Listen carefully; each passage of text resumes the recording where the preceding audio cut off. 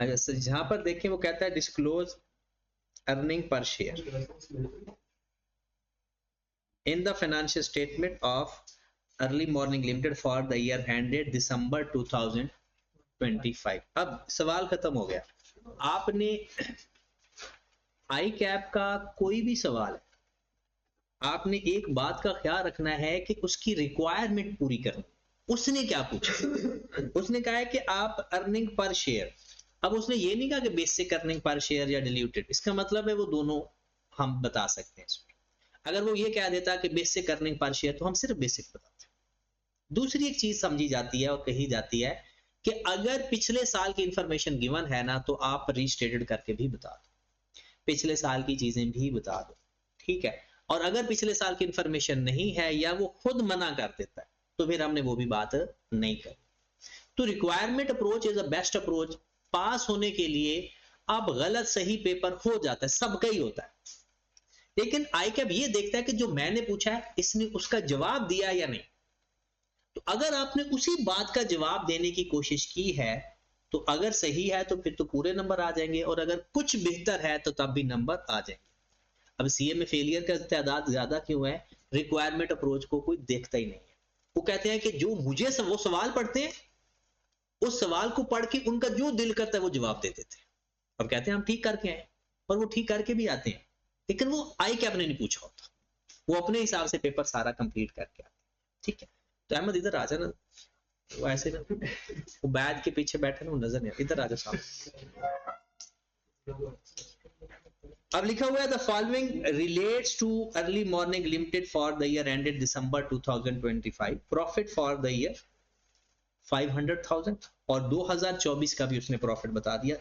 This profit include profit from the discontinue operation after tax ₹5 to 500, और 2024 का कोई discontinue operation का profit नहीं था। ये पहली बात, डिसकंटिन्यू ऑपरेशन मेरे ख्याल में अब आपके पेपर में शायद ना आए, बट अगर आ जाए इन केस तो सिंपल क्या होता है, डिसकंटिन्यू ऑपरेशन का और कंटिन्यू ऑपरेशन का ईपीएस अलग अलग निकालते हैं।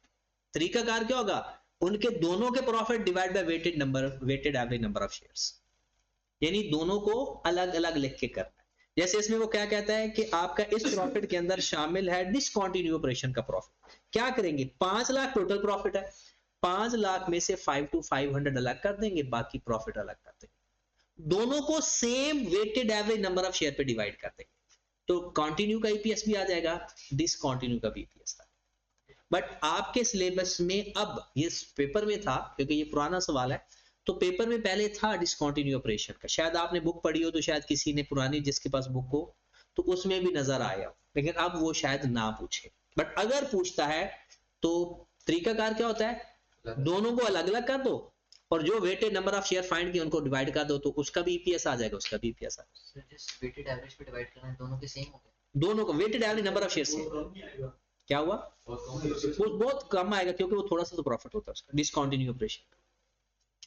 उसके बाद वो कहता है January 1 2024 there were 250,000 number of shares, उनकी पार वैल्यू है 5। On the 30th September 2024 there are right issue on the basis of 1 ordinary shares for every 5 already held। एक शेयर दिया हर 5 वाले को at the rate of ₹6। The market value of the ordinary shares immediately before this 7.5। Right share issue कर दिए 2024 के अंदर, और किस डेट को इशू किए, 30 सितंबर 2024। फिर वो कहता है 31 May 2025 there was an issue of 50,000 ordinary shares at the market price ₹5 per share. ये मार्केट प्राइस पे जब शेयर इशू करते हैं तो आपको पता है कोई एडजस्टमेंट फैक्टर नहीं आता, और राइट शेयर में भी एडजस्टमेंट फैक्टर होता है, बोनस शेयर में होता है, उसके बाद स्प्लिट और कंसोलिडेटेड। ठीक है, ये तो ये पूरी जो इंफॉर्मेशन है ये है बेसिक ईपीएस के। फिर हम चलते हैं वो कहते हैं there are 25,000 option in existence, each of which allow the holder to acquire 4 shares at a strike price of ₹10 per share। The option have already vested but will only expire in many years to come। The average market price पर ordinary share 2024 और में 12 रुपया दोनों में। These option were in existent, मतलब ये 2024 में भी थे और 2025 में भी है। मतलब आपके पास जो नंबर ऑफ ऑप्शंस हैं, जो पड़ी हुई ऑप्शन, मतलब वो जो हम कहते हैं नहीं, जिसे हम क्या कहते हैं, जो फ्यूचर के प्राइवेट शेयर होल्डर होते हैं, फ्यूचर के शेयर होल्डर को क्या बोलते हैं? Potential share holder. तो ये पोटेंशियल शेयर होल्डर है हमारे पास 2024 में भी है और 2025 में भी। Preference shares are in issue are convertible at the option of preference shareholder into 500 ordinary shares on the 31st May 2027. If not converted, the preference shares will be redeemed. 2027 dividend of rupees 1000 are incurred annually of these preference shares. These have been correctly accounted for in the as a finance charges. इसका मतलब है ये कौन से हैं भला? Redeemable है, ये रिडीमेबल है, रिडीमेबल है क्योंकि वो कहता है कि वो फाइनेंस चार्जेस में लिखे हुए हैं। उसके बाद the preference shares were in existence through out, वो भी 24 में भी थे और 25 में भी। टैक्स रेट हमारा 30% है। वो कहता है there are no components of other comprehensive income, और अगर अदर कंप्रीहेंसिव इनकम का होगा भी सही तो हम माइनस कर देते हैं। आपको पता है हमने प्रॉफिट फॉर द ईयर लेना होता है, ओसीआई हमने नहीं लेना होता। अब इसमें सबसे पहले हमें चाहिए weighted average number of share, ऐसा ही है ना? हमने सबसे पहले बेसिक ईपीएस फाइंड कर, तो बेसिक ईपीएस के लिए बेसिक ईपीएस हमें चाहिए फिलहाल 2025 का, और 2024 का हम वर्किंग में करेंगे क्योंकि 2024 का हमें कौन सा चाहिए भला? रीस्टेटेड।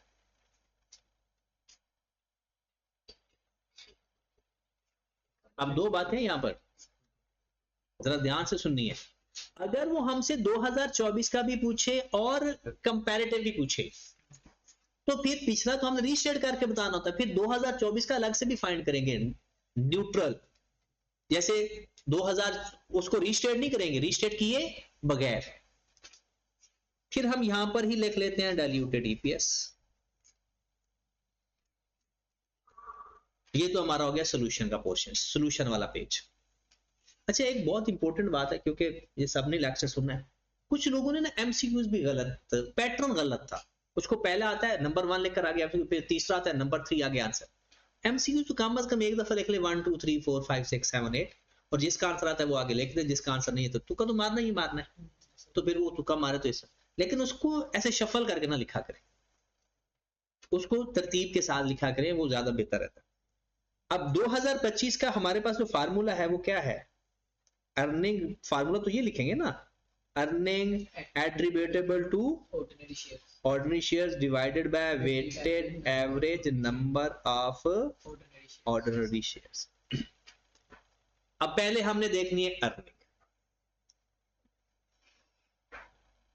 अब आपको पता है क्योंकि ये जो हमारे पास प्रेफरेंस शेयर है ये तो वैसे पोटेंशियल शेयर होल्डर, लेकिन वो कहता है कि ये फाइनेंस चार्जेस हैं, रिडीमेबल है, तो बताओ ये माइनस करेंगे या नहीं?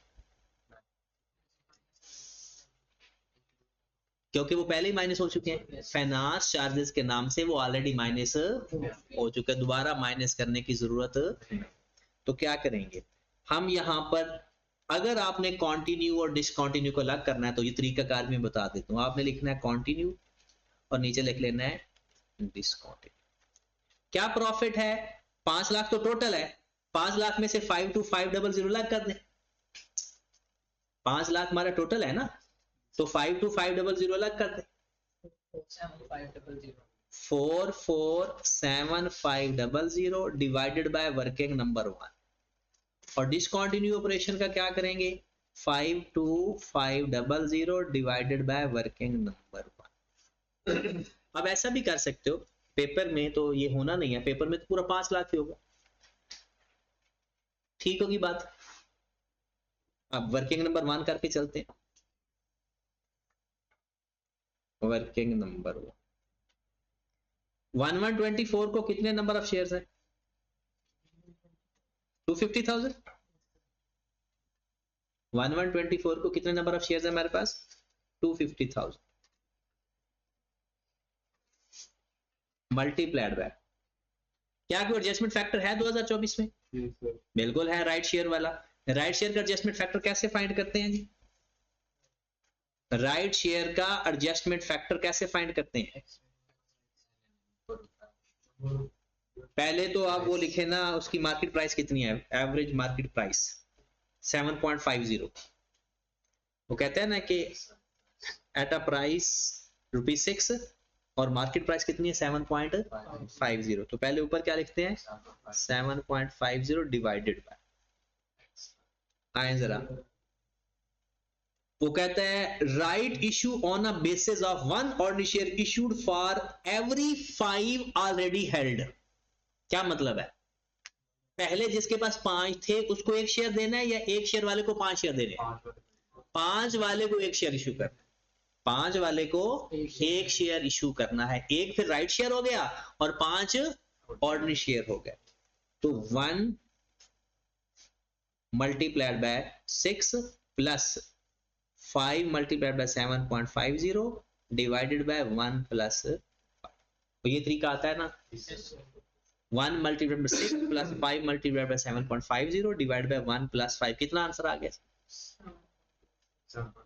7.25, 7.25। चाहे तो इसको डिवाइड करके लिखते हैं, चाहे तो इसको एज इट इज लिखते हैं, 1.03 लिख लें, या इसी को ऐसे लिख लें 7.50 डिवाइड बाय मल्टीप्लाइड बाय, कितना टाइम लगेगा भला? 9 बाय, हाँ जी, कितना आ गया? 965। फिर आ गया 30 सितंबर 24, कितने नए शेयर इशू किए right share? 250 multiplied by 1 by 5, ऐसे ही होगा ना, 250 मल्टीप्लाइड बाय 1 बाय 5, कितना आ गया? क्योंकि हमने नंबर ऑफ शेयर्स लेने हैं, कितना? 50,000,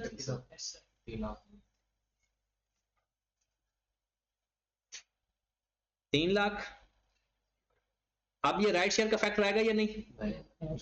मल्टीप्लाइड बाय 3 बाय 12, कितना आ गया? कितना? 75,000 और इसका टोटल कर 268,965। ये हमारा 2024 हुआ है, ये हमारा 2024 हुआ है, 2025 अभी नहीं हुआ। 2024 का ना वर्किंग में हमें ईपीएस चाहिए, क्योंकि उसने पूछा तो है नहीं 2024 का, तो वर्किंग में क्या करेंगे? 2024 का प्रॉफिट कितना है? 2024 का प्रॉफिट कितना है? वो तो है ही एक ही। 2024 का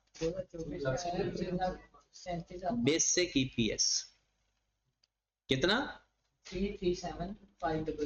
337,500 डिवाइडेड बाय 268,965। ये हमारे पास 2024 का बेसिक ईपीएस कितना? हमने रीस्टेट करना है।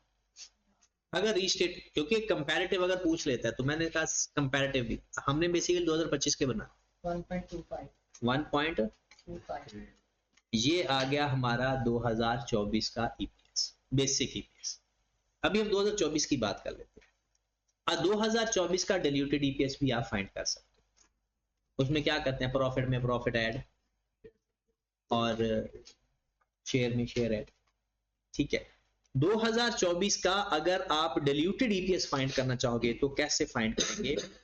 उसके लिए आप, एक ऑप्शन है, क्योंकि दोनों चीजें दोनों सालों के अंदर है, दोनों चीजें दोनों सालों के अंदर है, तो अगर हम इसका डिल्यूटेड ईपीएस फाइंड करना चाहें तो किस तरह से फाइंड करेंगे?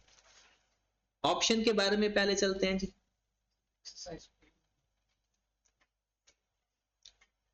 इंक्रीज इन अर्निंग कितना है जी?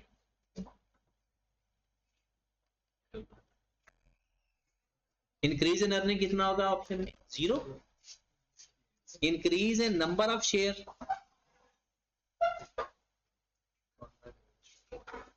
नंबर ऑफ शेयर क्या होती है, तो कैसे होता है भला? नंबर ऑफ ऑप्शंस, कितनी है number of option? 25,000। Multiplied by average market price. कितनी एवरेज मार्केट प्राइस? 12 रुपए minus strike price 10 divide by. और याद रखें अगर आपकी स्ट्राइक प्राइस ज्यादा हो जाएगी तो फिर हम ऑप्शन एक्सरसाइज ही नहीं करेंगे, ये पूरा पॉइंट ही छोड़ देंगे। ऑप्शन एक्सरसाइज तब की जाती है जब फेयर मार्केट प्राइस ज्यादा हो। अगर फेयर मार्केट प्राइस कम हो तो हम फिर ऑप्शन एक्सरसाइज नहीं करते होते, हम सिंपल ले देते हैं option will not be exercise. और ऐसे एक सवाल भी है 25,000 ऑप्शंस हैं, 4 शेयर्स में कन्वर्ट होंगे। एक आंसर क्या हुआ? 25,000 ऑप्शंस को 4 शेयर्स में कन्वर्ट कर सकते हैं, वैसे में लिखा एक ऑप्शन 4 शेयर में कन्वर्ट। वो कहता है there are 25,000 options in existence, each of which allow the holder to acquire 4 shares at the strike price 10। 4 share तो 1 लाख आएगा, क्योंकि हमने यहां पर लिखने होते हैं number of shares, number of option नहीं, नंबर ऑफ शेयर्स। 1666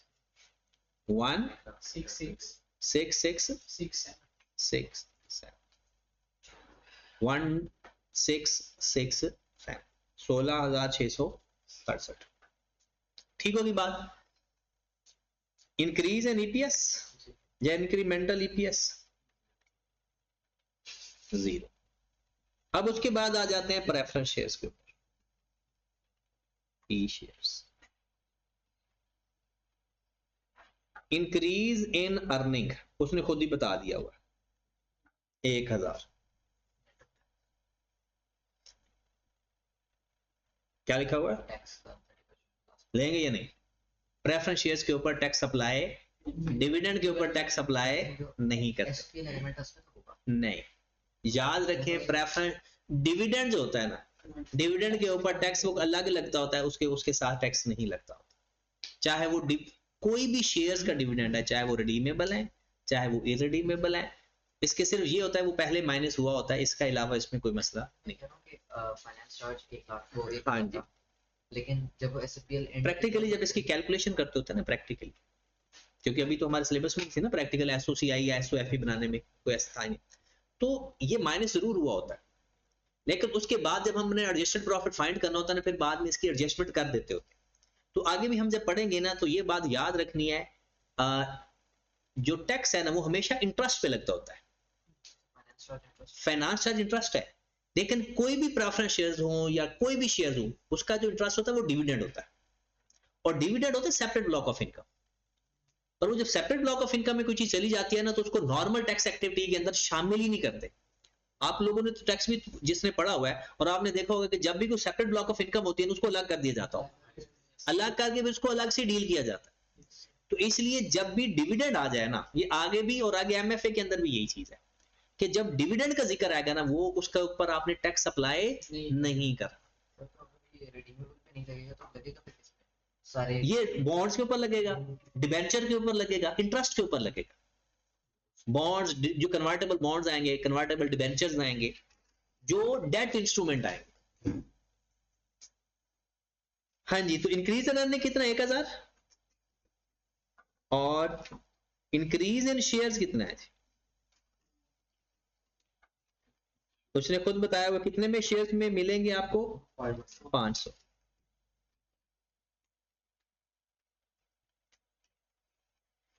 वो कहता है जी preference shares are convertible at the option of preference share into 500 ordinary shares on December, if not converted that will be redeemed, dividend 1 are into. वो कहता है हर साल dividend उसको इतना मिलता है।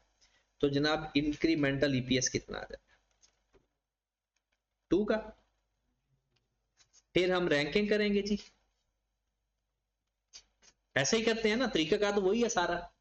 अब आ जाए, हमने पहले रैंक 1 का डिल्यूटेड चेक करना है और फिर रैंक 2 का डिल्यूटेड चेक करना है। तो हम यहां पर आ जाते हैं, उसी सवाल से आगे शुरू कर देते हैं, diluted EPS.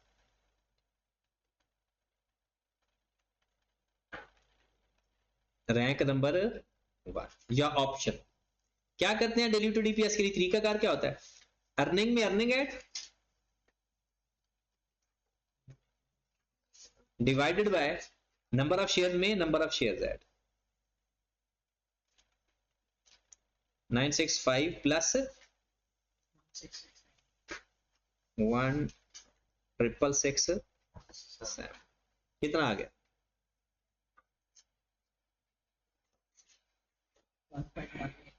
1.18 diluted anti diluted sorry ये 2024 का भी कर अभी 2024 का ही कर।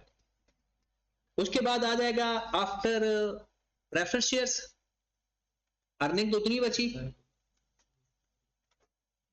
प्लस 0 प्लस 1000 अर्निंग में अर्निंग ऐड होगी divided by number of shares में नंबर ऑफ शेयर ऐड करेंगे। कौन से नंबर ऑफ शेयर लेने ऊपर वाले या ये फ्रेश ये लेंगे इसके टोटल में नया नंबर ऑफ शेयर ऐड करते थे। हर अगले रैंक में पिछले रैंक वाला डाटा लेना है पिछले रैंक वाली अर्निंग लेनी है और पिछले रैंक वाला ही डाटा लेना। तो बताएं जनाब ये आ जाएगा हमारे पास इसको प्लस करके कोई है पता तो बता दें 268,965 प्लस 1 या डायरेक्टली लिख देता हूं प्लस 1,667 प्लस 5। अब कितना आंसर आप 1.18 पूरा 1.183 1.179 1.8 करेंगे तब अच्छा 1.17 ठीक है 1.8 है 1.18 1.18 है या 1.8 है 1.18 वही आ गया 18। अब यहाँ पर देखेंगे कि फिर पॉइंट के बाद ना अगले डिजिट देख लेंगे थोड़े से तो 3 है और पिछले का और इस दोनों का ना एक एक डिजिट या दो दो डिजिट देखेंगे ताकि हमें कंपेयर करने में परेशानी ना हो। अगर ये सपोज्ड 179 है ये वाला 179 है इन केस तो इसका मतलब ये भी फिर डिल्यूटेड है और अगर ये थोड़ा सा ज्यादा आ जाएगा तो हम क्या बोलेंगे एंटी डिल्यूटेड। तो अगर ये भी डिल्यूटेड है तो फिर डिल्यूटेड ईपीएस ही यही है।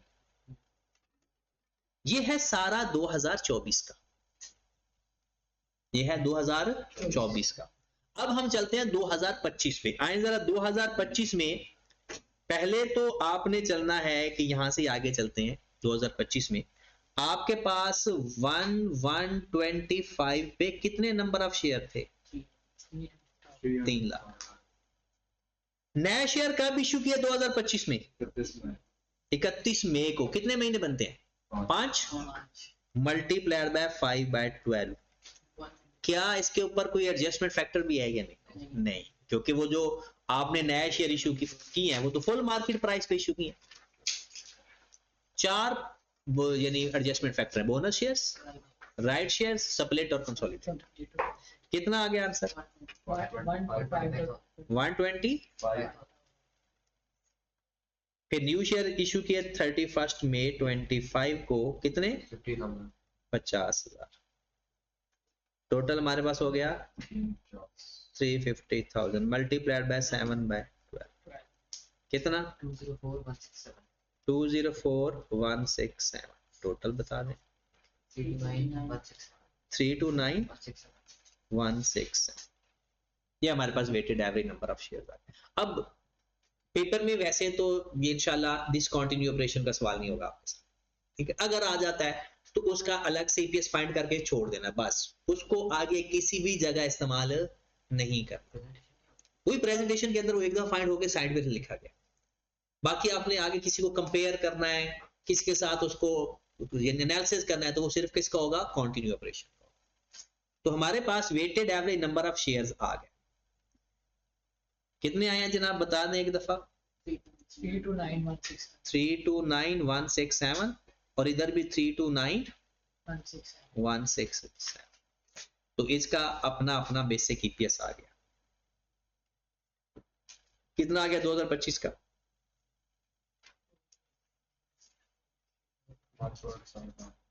1.51 और इसका कितना आ गया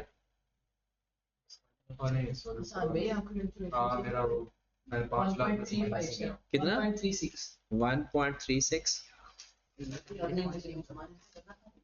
कुछ था ही नहीं। वो जो प्रेफरेंस शेयर्स वाले थे वो पहले इंटरेस्ट था ना वो माइनस हुआ है रिडीमेबल का तो डिविडेंड माइनस हुआ होता है ना नहीं वो 500 बेसिकली इसमें ना दो चीजें थी एक कंटिन्यू ऑपरेशन का था एक डिसकंटिन्यू ऑपरेशन का था। हाँ तो वो उनका ना अलग अलग लिख कर उसको सॉल्व करना है दोनों को सेपरेट करके लिखना है शेयर सेम लेने शेयर सेम लेंगे, क्योंकि नंबर ऑफ शेयर तो वही है ना, ऑपरेशन चेंज किया आपने। इसका कितना आ गया 0.16 0.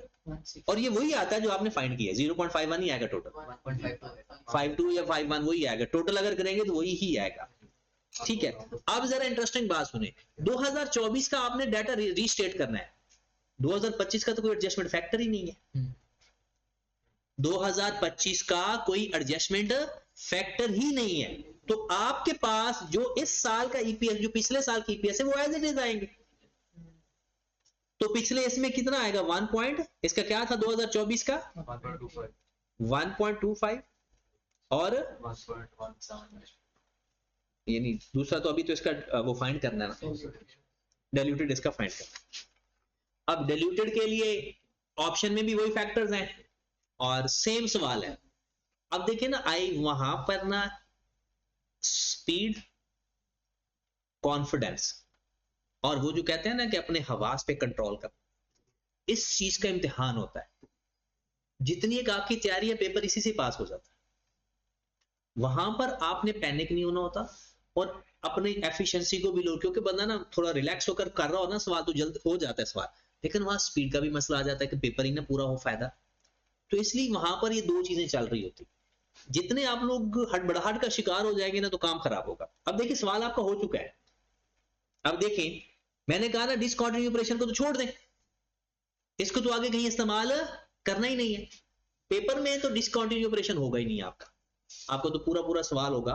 अब समझे, अब जब हमने डिल्यूटेड ईपीएस पे जाना है, अर्निंग में अर्निंग ऐड और नंबर ऑफ शेयर में, और इंटरेस्टिंग बात यह है कि उनके ऊपर जो प्रोटेक्शन शेयर होल्डर, कोई नई टेक्निक शामिल ही नहीं है, ना कोई नया टाइम का फैक्टर है, सेम वो कहते हैं 2024 में भी वही थे, 2025 में भी वही थे। अब 2024 का कौन सा प्रॉफिट लेना है हमने, 447 प्रॉफिट में profit add, number of share में नंबर ऑफ शेयर ऐड, ये आफ्टर ऑप्शन डिल्यूटेड ईपीएस आ जाएगा कितना 1 पॉइंट, नहीं इसको हल करके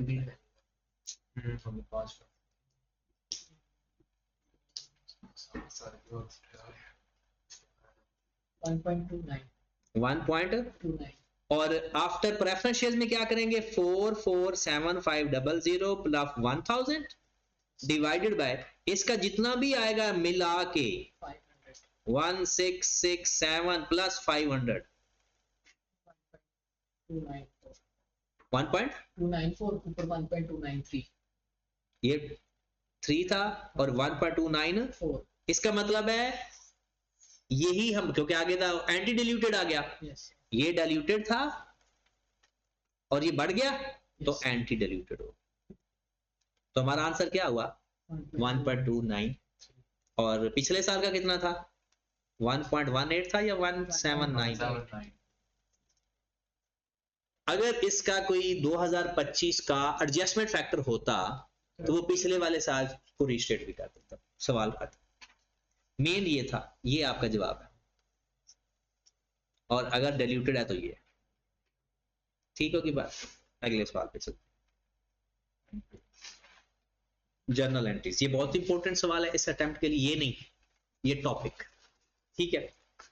और पता नहीं इंपॉर्टेंट अब क्योंकि स्ट्रक्चर चेंज हो गया, इसको आई कैप ने इंट्रोडक्शन टू अकाउंटिंग में डाल दिया है, बस बेड़ा गर्क उन बेचारों को हो गया कि जिन्होंने अभी पीआरसी कर लिया, वो रेक्टिफिकेशन ऑफ एरर पढ़ेंगे।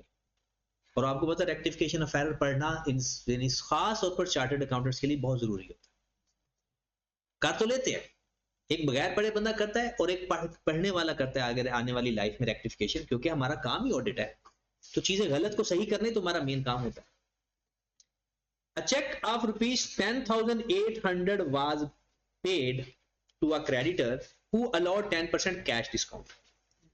The payment was correctly entered in the bank book but was posted to the purchase account as 1080 only. No other entry was made.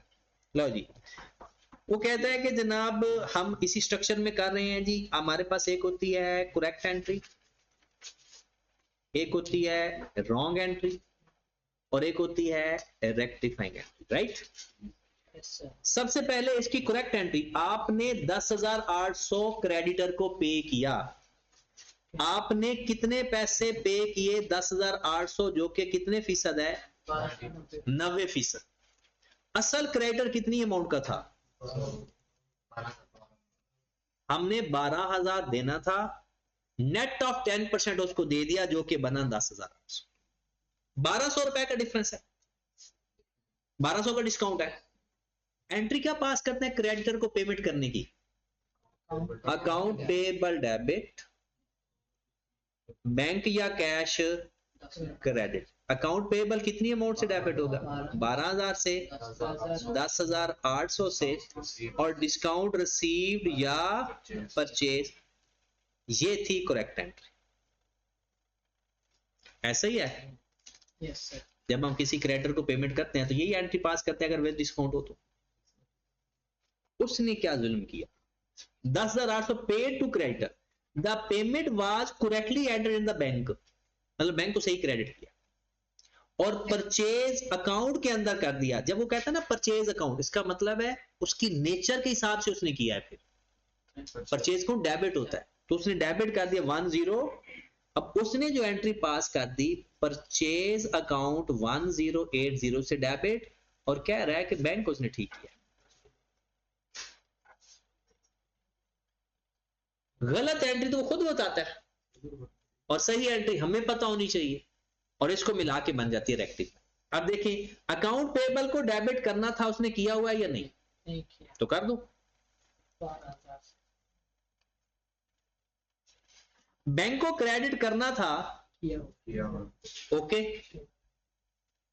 Purchase को क्रेडिट करना था 1200 से, परचेज को क्रेडिट करना था 1200 से, उसने डेबिट किया हुआ है 1080 से। क्या करें?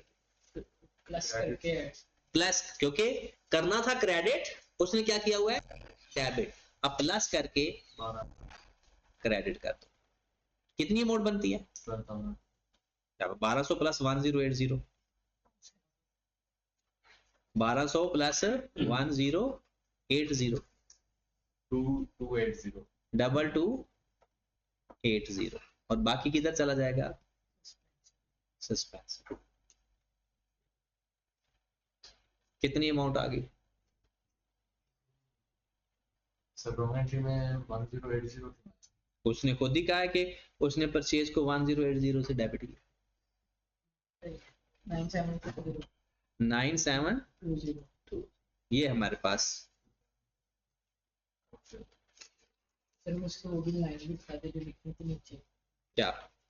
ग्रॉस प्रॉफिट नेट प्रॉफिट पे फर्क भी तो कह रहा था, एंड पे बताएंगे कैसे? वैसे बता देते हैं, ग्रॉस प्रॉफिट नेट प्रॉफिट ना ये इंपैक्ट करेगा प्रॉफिट को, ना ये इंपैक्ट करेगा प्रॉफिट को। परचेज क्रेडिट होगा तो अगर इससे प्रॉफिट आपने बढ़ा देना है, और अगर वो ये कहता है कि पहले क्या हो चुका था, इससे हमारा प्रॉफिट अंडर स्टेट हो चुका था, और इंक्रीज्ड बाय 2280, बढ़ा देंगे अपना प्रॉफिट। दो तरह से सवाल पूछ चुका है, क्या हो चुका है, क्या होगा। होगा क्या? Profit increased by 2280। प्रॉफिट पे क्या फर्क पड़ चुका था? प्रॉफिट अंडर स्टेट हो गया था इस वजह से, इसलिए तो आज ऐड कर रहे हैं। तो ये हमारा प्रॉफिट में जाकर ऐड हो जाएगा। Profit will be increased by 2280, gross profit भी और नेट प्रॉफिट। डिक्रीज नहीं करता क्या? एसओपी वो सस्पेंस डेबिट होता है। नहीं, सस्पेंस तो है ही, सस्पेंस पता ही नहीं है कि वो एसओपीएल है या उसकी किसकी एसेट को मसला किया है या किसको मसला किया। ये तो क्रेडिटर का कोई इशू होगा। डेबिट एक्सपेंस एसओपीएल को कम नहीं करता। नहीं, सस्पेंस है क्या? क्या ये एसेट? सस्पेंस का तो मतलब है हमें पता ही नहीं है कि हेड कौन सा है। अगर हमें ये पता चल जाए या कोई बता दे कि भाई सस्पेंस अकाउंट हमारा एक्सपेंस को रिप्रेजेंट करता है, तो फिर तो हम उसको देखेंगे। रेक्टिफिकेशन इसमें नेट प्रॉफिट्स कम करें सर, वो नहीं, सस्पेंस का सेटलमेंट था। नहीं, वो तो सस्पेंस के लेजर से जो बैलेंस आया था, तो वो हमने कहा था वो एम्बेजलमेंट है। जो बैलेंस आया था उसको वो कम करता है। दोनों को डिफरेंस करके, तो जो डिफरेंस आया था उसको हमने किया। सस्पेंस बजाते खुद कोई हेड नहीं है। Goods costing 10,000 were taken by the owner for personal use and goods worth 2,000 were used for the office repair. However, recording these are omitted from the bookkeeper. ये तो सिंपल सी बात है। कहता है कुछ ड्राइंग्स हैं और कुछ रिपेयर है, ये तो डायरेक्ट रेक्टिफिकेशन की एंट्री पास हो जाएगी। एक है ड्राइंग्स डेबिट, ड्राइंग्स कितनी अमाउंट की? 10,000 10,000। और 2,000 की गुड्स का क्या किया? रिपेयर किया। रिपेयर तो रिपेयर एक्सपेंस डेबिट 2,000 से, और परचेज क्रेडिट 12,000 से। बिल्कुल कर सकते हैं, लेकिन अब आप बड़े हो गए हो, इतना तो पता होना चाहिए। गुड्स 12,000 से जा रही हैं, किधर जा रही हैं? पर्सनल यूज के लिए ड्राइंग्स, और रिपेयर वाला रिपेयर। से मुझे बाद में बताना कि कोई एंट्री आपकी भी ठीक थी या नहीं। अब ये ठीक थी। यस तीन ठीक है, दो goods. Transaction number 3. Sales commission 3,500 was paid but was credited twice. Sale commission was paid, pay किया, was paid but was credited twice. One in the bank account, commission to bank, and again in the commission account. पे किया था ना commission, तो एक हमने किसको credit करना था? बैंक को, तो बैंक तो कहता है क्रेडिट कर दिया। दूसरा उसने कमीशन को भी क्रेडिट कर दिया। कमीशन को तो डेबिट नहीं करना था। जब हम कमीशन पे करते हैं तो क्या एंट्री पास करते हैं? Commission to bank. कहता उसने 2 दफा क्रेडिट कर दिया, एक बैंक को क्रेडिट कर दिया और एक कमीशन को क्रेडिट कर दिया। अब हम क्या करें? कमीशन को कर देंगे डेबिट और सस्पेंस अकाउंट को कर देंगे क्रेडिट।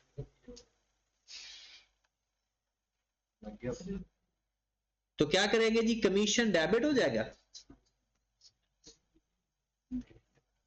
और सस्पेंस अकाउंट, क्योंकि बैंक को नहीं दोबारा करेंगे, क्योंकि बैंक उसने क्रेडिट कर दिया, दोबारा क्रेडिट नहीं करेंगे। अच्छा, इसमें लैक ऑफ इंफॉर्मेशन की वजह से हम 3,500 लिख देंगे, लेकिन 7,000 भी लिखा जा सकता है। 7,000 क्यों लिखा जा सकता है? कि अगर हम ये सोचें कि कमीशन को उसने डेबिट करना था, उसने क्रेडिट कर दिया, इसलिए डबल कर दिया। या उसने तो साइलेंट है ना, हो सकता है उसने कमीशन डेबिट करके इनको 2 दफा क्रेडिट कर दिया हो, तो यहां पर अमाउंट 7,000 भी लिखी जा सकती है अजम्पशन बेस के ऊपर, और 3,500 भी लिखी जा सकती है। नीचे फिर assumption बताएंगे कि हम ये नहीं, अजम्पशन बताने की जरूरत नहीं होती। Number 4. In the total sale day book, the column for total sales have been added up incorrectly. कहता है उसका टोटल जो ना गलत ऐड किया हुआ है।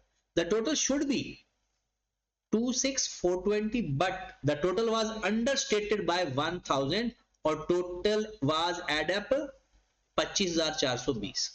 था कितना सेल का टोटल? 26,000 लिख दिया 25,000। The correct total amount receivable was entered in the, कहता है रिसीवेबल के अंदर बिल्कुल ठीक है, इसका मतलब सेल गलत है। कम लिख दिए, ज्यादा कम तो और लिख दो। Suspense to sale, receivable to sale नहीं लिखेंगे। कैश टू सेल तो लिख ही नहीं सकते ना, क्योंकि सेल डे बुक में आती ही क्रेडिट सेल, और उसने खुद बता दिया है कि भाई अगर ये साइलेंट भी होता ना फिर भी हम सस्पेंस टू सेल लिखते, जब तक वो खुद ना गए ना कि टोटल एंट्री गलत की है। तो suspense debit, sale account credit, कितनी अमाउंट से? 1,000। Sale return of ₹800 were recorded correctly in the receivable in the journal ledger. अब ये भी तो आपको जर्नल लेजर हमने पढ़ा हुआ है, 3 तरह के तो लेजर होते थे, receivable ledger, payable ledger, journal ledger, और एक होता था कैश बुक, चैप्टर नंबर 3 जो हमने पीआरसी में पढ़ा। अब वो कहता है जी sale return of 800 were recorded correctly in the receivable account in the journal ledger. इसका मतलब है जर्नल लेजर में लिखा हुआ है ना, तो इसका मतलब है क्या लिखा होगा? रिसीवेबल लिखा होगा या सेल रिटर्न लिखा होगा? क्या कह रहा है वो?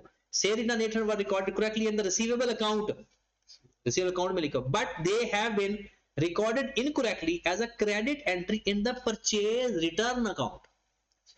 सेल रिटर्न अकाउंट को करना था डेबिट, ऐसे करते हैं ना, उसने परचेज रिटर्न अकाउंट को कर दिया क्रेडिट, मतलब उसने परचेज रिटर्न लिख दी। तो अब क्या करेंगे? परचेज रिटर्न भी लिखेंगे, परचेज रिटर्न को रिवर्स करेंगे और सेल रिटर्न लिखेंगे, और दूसरी साइड पर सस्पेंस, क्योंकि रिसीवेबल तो ठीक है। सेल रिटर्न डेबिट होता है, वो भी करेंगे। जो परचेज को क्रेडिट कर दिया है वो भी डेबिट करेंगे। कितनी अमाउंट है? 800 और ये तो एंट्री हमने पढ़ी थी, सस्पेंस अकाउंट। और सस्पेंस अकाउंट हमारा प्रॉफिट को इम्पैक्ट नहीं करता। हाँ, सस्पेंस अकाउंट का डिफरेंस की बात अगर करें तो वो अब नॉर्मल लॉस कह दे, इनकम कह दे, वो उसकी मर्जी। और ये सवाल हमारा ठीक हो गया, मतलब ये हमारा हो गया। इतनी से रिटर्न की एंट्री कर लो। से रिटर्न डेबिट होता है या क्रेडिट? डेबिट होता है। करना था से रिटर्न को डेबिट, उसने परचेज रिटर्न को कर दिया क्रेडिट। लिखा होगा साफ साफ, credit entry in the purchase return. तो से रिटर्न को लिख देंगे क्योंकि उसने लिखा ही नहीं, और परचेज रिटर्न को क्रेडिट किया तो उसको भी डेबिट कर देंगे। क्वेश्चन नंबर 3,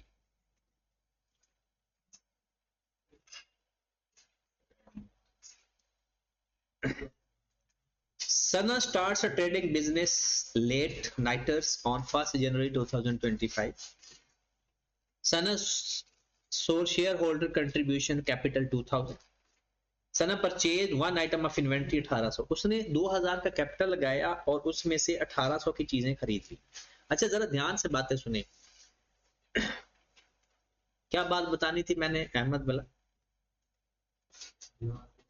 अगर ये 2000 ना बताया होता ना, तो जितने का हमने स्टॉक खरीदा होता है ना, वही हमारा कैपिटल होता है, वही हमारी इन्वेस्टमेंट होती है।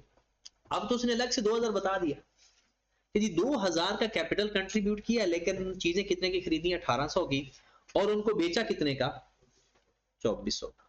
At the end of the 2025, the replacement cost of the same item 2100। जो चीज 1800 की खरीदी थी ना, वो चीज होगी 2100 की।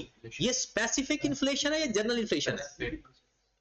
स्पेसिफिक है, क्योंकि वो 1800 वाली चीज 2100 रुपए में होगी। सर हम कैपिटल से नहीं लिखेंगे 2000 का। इन्वेंट्री को हमने खरीदा है, तो इन्वेंट्री की कीमत हो गई। पहले क्या होता है, 1800। पहले वो 2000 देता ही नहीं है, वो कहता है कि मैंने 1800 की चीज खरीदी। वो कैपिटल भी हमारा वही होता है, इन्वेंट्री की कॉस्ट ऑफ सेल भी वही होती है, लेकिन अब उसने 2000 का करके हमें कितना बता दिया? 1800 की चीज, ठीक है। और 2100 रुपए अब उसकी कीमत होगी। इसका मतलब है स्पेसिफिक इन्फ्लेशन कितनी है? 300। तो स्पेसिफिक इन्फ्लेशन अहमद कितनी है?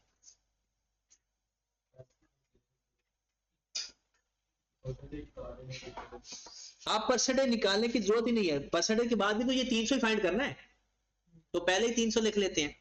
और जनरल इन्फ्लेशन कितनी है? 8%। सवाल तो हो गया। अब उसने कहा है कि आपने प्रॉफिट स्टेटमेंट बनानी है और फाइनेंशियल पोजीशन बनाना है। किसमें? फिजिकल कैपिटल मेंटेनेंस में, फाइनेंशियल या हिस्टोरिकल में, एक ही बात है। और financial capital constant purchasing power accounting के तहत, इसके नाम है दूसरे। 5 नंबर का ये सवाल है। तो सबसे पहले हम क्या करते हैं, ये तो जनरल सवाल है, यहां पर हम लिख लेते हैं फाइनेंशियल, रियल और फिजिकल। ऐसा ही होता है, आपको जो नाम आते हैं आप अपने हिसाब से लिख लेना। सबसे पहले लिखेंगे सेल्स 2400,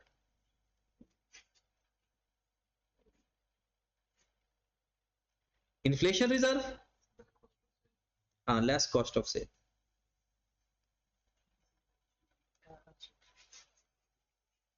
1800,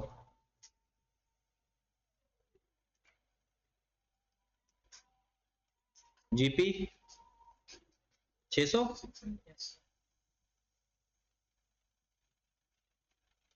इन्फ्लेशन रिजर्व, फाइनेंशियल के ऊपर तो इन्फ्लेशन रिजर्व आता ही नहीं है। और इसमें जनरल आता है या रियल पेपर या स्पेसिफिक आता है? जनरल कितना है? 8% लो, 140, 144, यस। इसका 8% है। 8% किसका लेना है? कैपिटल का ले, कैपिटल का 1800 का। 2000 का। ओ भाई 2000 तो कैपिटल कंट्रीब्यूट किया है, और हमने 1800 की चीजें खरीदी हैं। उन क्वेश्चंस के अंदर ये दोनों सेम अमाउंट होती है। इसमें तो सिर्फ 1800 की चीज के ऊपर इन्फ्लेशन आएगी ना, कि जो हमने जो चीज खरीदी है। तो 1800 का लें कितना आया? 1800 का 8%, 140। 140 प्लस करेंगे माइनस, और इसमें से क्या कर देंगे 300, हमारे पास आ गया नेट प्रॉफिट। सर ये स्पेसिफिक का परसेंटेज बता दे कैसे लिखा है। परसेंटेज क्या मतलब? इसमें 300 का परसेंटेज लेना हो कैसे? तो 300 को 1800 पे डिवाइड करते, 100 से मल्टीप्लाई करते। सर जी जनरल का समय नहीं आया 144 का। इनकम से देखिए ना 1800 का 8% उसने खुद बताया हुआ है। सर ये आपने फ्लेक्स में बताया था कि हमेशा ओपनिंग पे लेते ओपनिंग क्या ओपनिंग? ओपनिंग कैपिटल लेंगे। कैपिटल पे लेंगे ना। अब कैपिटल और उस सवालों के अंदर ओपनिंग कैपिटल और जितना गुड्स खरीदते हैं वो सेम होता है, ठीक है। इसमें हमने चीजें कितने की खरीदी 1800 की, तो हमारा जो इफेक्ट आएगा जितनी चीजों पे खरीदे उसी के ऊपर इफेक्ट आएगा ना, जितने की चीजें खरीदी उसी का इफेक्ट आएगा। जो बराबर होगी। हाँ ये बराबर ही होता है मोस्टली 99% के बराबर। अगर हमें अलग दे रखी है कॉस्ट ऑफ सेल तो उसको लेंगे। हाँ कॉस्ट ऑफ सेल ही बेसिकली वो अमाउंट होती है। कॉस्ट ऑफ सेल और कैपिटल 90% सेम होता है, इसमें 200 का फर्क है। अगर डिफरेंट है तो फिर कॉस्ट ऑफ सेल्स को लेंगे। हाँ कितनी अमाउंट आ गई जनाब 600, 456 और 456 और 300। खत्म हो गया ये। एसओएफपी में चले जाएं। एसओएफपी में क्या लिखे अकाउंट रिसीवेबल, कैपिटल तो एसेट लिख लेना पहले। एसेट्स में क्या क्या आ रहा है, अकाउंट रिसीवेबल कितना है 2400, सेल हमारा अकाउंट से भी कंसीडर होगा। कैश लिख लें अकाउंट रिसीवेबल लिख लें, होगा तो एसेट ही। और आपके पास जो कैश बचा पड़ा है वो कितना था 200 2000 का कंट्रीब्यूट किया है ना, 200 बच गया। तो 2000 के 1800 की चीजें खरीद ली थी और 200 हमारा कैश बचा पड़ा था, तो कितना आ गया 2600। मोस्ट ऑफ द केसेस वो डायरेक्ट पूरा ही आता है। ये एक ऐसी ट्रिक इस्तेमाल किया है कि वरना मोस्टली कोई सिंपल ही सवाल आता होता है कि 2000 जितना इन्वेस्ट किया, जितनी कॉस्ट ऑफ सेल है उतना ही कैपिटल होता है। अब आ जाते हैं एसओएफपी पे, सॉरी इक्विटी पे। हाँ जी कितना इक्विटी है 2000,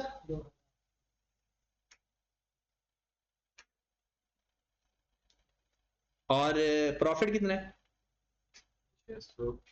600, इसका कितना है 456 456, इसका कितना है 300, रिजर्व 144, 2600 ठीक होगी बात। ये आपका जवाब बराबर आता है, मैं जवाब बराबर लिखा था आ नहीं रहे थे। वो 200 का डिफरेंस आ रहा होगा वो ऐसे ना ट्रिक के तौर पर इस्तेमाल किया, अदरवाइज आपका वो सीधा सीधा ही होता है।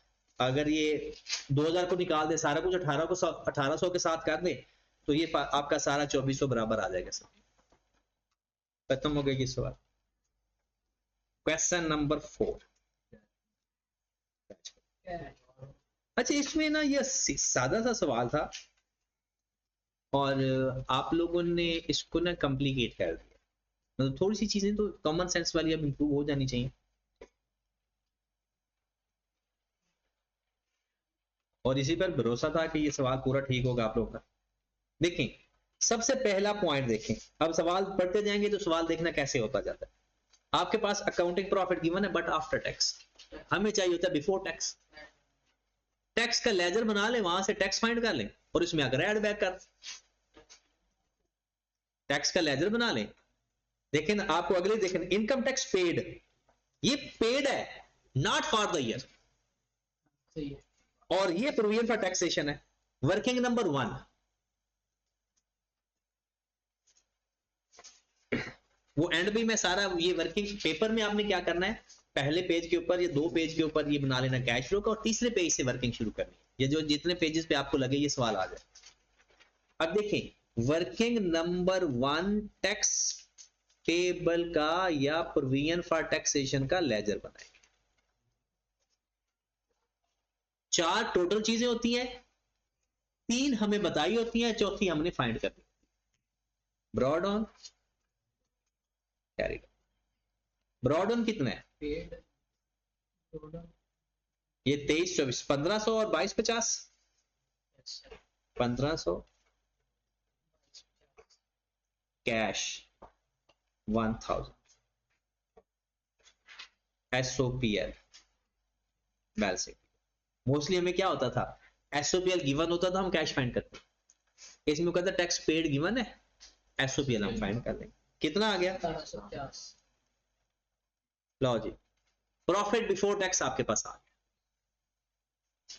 Profit before tax. यहां पर मैं लिखता जाता हूं, प्रॉफिट बिफोर टैक्स हमारे पीबीटी आ गया, गिवन कितना है 3156 3156 3156 प्लस 1750 प्लस करेंगे माइनस, प्लस करेंगे पे करते प्रॉफिट बिफोर टैक्स लेने ना 4906 4906 done. Profit for the year आ गया हमारे पास। अब आगे चलते हैं, डेप्रिसिएशन उसने खुद दे दी, लो जी, जनती को ऐसा नहीं, डेप्रिसिएशन आ गई हमारे पास, प्रोविजन हम लेते ही नहीं है, हम नेट डाटा ही ले लेंगे। फिर वो कहता है 48,000 shares were issued during the years at a premium 2.5, face value is 10 रुपए, 12.5 पे शेयर इशू कर दिया, ये चला जाएगा फाइनेंसिंग एक्टिविटी के अंदर। An old machine having book value 500,000 was exchanged with the new machine 950,000 और पे भी किया 350। 5 लाख वाला शेयर, सॉरी 5 लाख वाला एसेट हम दे रहे हैं 950 और 350 भी दे रहे, तो अपना एसेट कितने में दे रहे हो, 950 में से माइनस करो जरा 350, 600 500 गेन है, लॉस 100 का गेन आ, गेन ऑन डिस्पोजल भी आ गया, yes sir gain on disposal भी आ गया, ये भी बात होगी, समझ लगी आप लोगों को। The company revalues its major fixed assets periodically. A revaluation carried out during the year showed that the fixed value declined by 3,300. इसका मतलब है एसेट आपका रीवैल्यू हुआ है लेकिन डिक्लाइन हुआ है। और आगे वो क्या कहता है, the amount was charged against surplus recorded early in the years. इसका मतलब है आपका ये जो एंट्री पास हुई होगी, ओसीआई डेबिट हुआ होगा और पीपीई क्रेडिट हुआ होगा।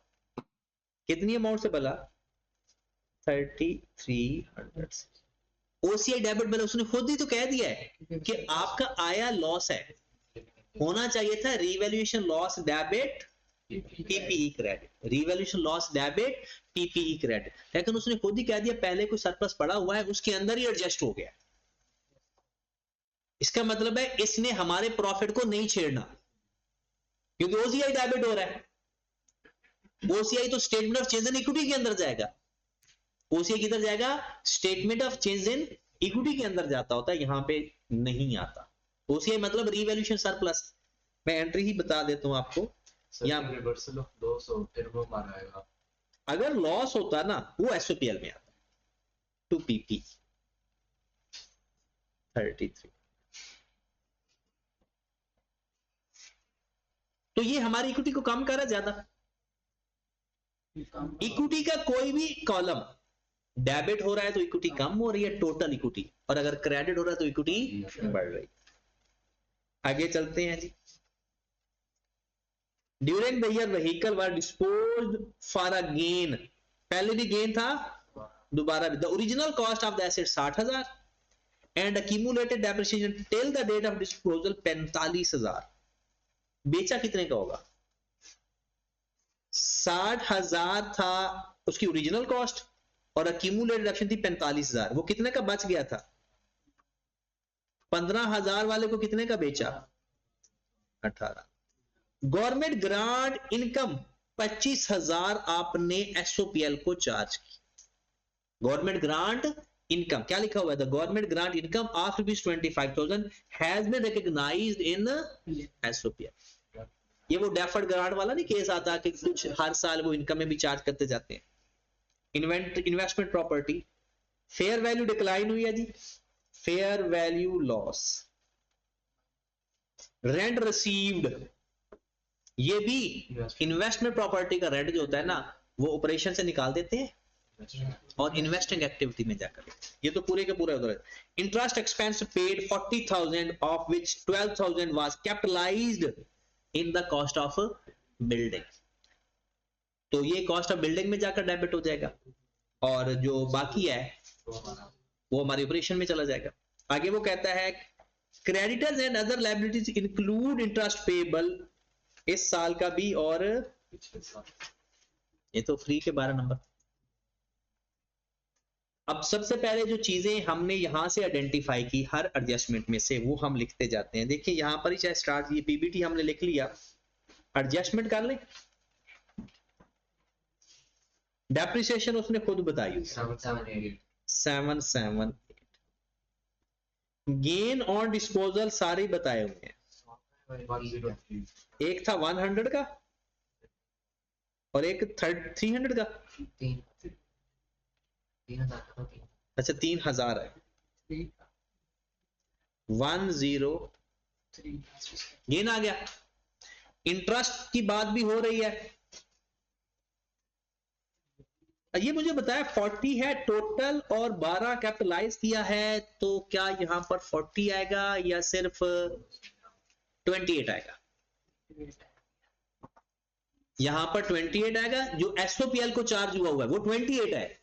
क्या दूसरा? देखिए ध्यान से बातें सुना करें, अकाउंटिंग है या कोई भी बाकी सब्जेक्ट्स को मैं समझता नहीं हूं, मुझे भी नहीं आते, लेकिन अकाउंटिंग के बारे में आपको बता सकता हूं कि ये पेपर फेल होना कमाल है, पास होना तो कोई मुश्किल ही नहीं है, बट समझ के करो। जिस दिन आपको अकाउंटिंग की प्रॉपर समझ लग गई, ये एक लम्हा है, क्लिक कर गया अकाउंटिंग उसी दिन ही कंप्लीट है। देखें सिंपल सी बात है। आप सोच रहे होंगे सर ने क्या लिखवाया, आप पहले ये तो देखें, मैं प्रॉफिट में वो चीज प्लस माइनस करूंगा पहले जो उसके अंदर प्लस माइनस हो चुकी हो। अब देखिए 40,000 का इंटरेस्ट है, कहता है 12,000 बिल्डिंग की अमाउंट में ऐड हुआ है। क्या वो एसओपीएल के अंदर है? No sir. वो तो बिल्डिंग की कॉस्ट में आपने ऐड किया हुआ है, वो तो आपके प्रॉफिट के अंदर प्लस माइनस हुआ ही नहीं हुआ। तो आप जो एडजस्टमेंट करते हो ना, याद रखें वो एडजस्टमेंट उस चीज की कर रहे होते हो जो पहले या तो प्रॉफिट में प्लस हो चुकी है या वो एसओपीएल के अंदर पहले माइनस हो चुकी है। एडजस्टमेंट कहती है उसको है। तो अगर आप सोच रहे हैं कि मैं 40,000 लिखूं या 28,000 लिखूं, तो पहले ये सोचो क्या ये सारा 40,000 एसओपीएल में ऐड हुआ हुआ एक्सपेंस में, या इसमें 12,000 तो बिल्डिंग की कॉस्ट में है, 12,000 बिल्डिंग की कॉस्ट में है और 28,000 एसओपीएल में लिखा हुआ है। तो मैं तो कर ही एसओपीएल की एडजस्टमेंट रहा हूं, प्रॉफिट के अंदर चीजें प्लस माइनस कर रहा हूं। तो इसमें कितनी अमाउंट आएगी? 28,000 और वापस add back. Government grant income जा चुकी है 25 माइनस कर दूंगा। फेयर वैल्यू लॉस है जनाब वो इन्वेस्टमेंट प्रॉपर्टी का, कितना है जी? 646 ऐड कर दूंगा। रेंटल इनकम है जी, यहां से निकाल देंगे ना, रेंटल इनकम एसओपीएल के अंदर लिखी होती है ना, इन्वेस्टमेंट प्रॉपर्टी, यहां से निकाल के इन्वेस्टिंग एक्टिविटी में लेकर जाएंगे। कितनी है जी? 184,000 यहां से निकाल देते हैं। अब आए जरा एक दफा विंडो शॉपिंग करते हैं दोबारा, फिर क्या आता है सारा सवाल। अकाउंटिंग प्रॉफिट वाला काम हो चुका है, परमानेंट हो चुका है। ये एक चीज रहती है इसकी, डेप्रिसिएशन हो चुकी है जी, प्रोविजन हमने करनी नहीं, ये अभी करना नहीं है। इसका गेन हमने लिख चुके हैं, इसका सरप्लस हमारे पास आना नहीं, ड्यूरिंग द ईयर व्हीकल ये इसका गेन लिख चुके हैं। ये भी हो गया, ये भी हो गया और इंटरेस्ट भी हो गया। आपका एडजस्टमेंट कंप्लीट हो। हाँ इसमें बैड डेट्स वाली एक चीज है वो हम वैसे इग्नोर कर रहे हैं, इंक्रीज या डिक्रीज इन प्रोविजन। हमारे पास आ जाएगा profit before changes in working capital.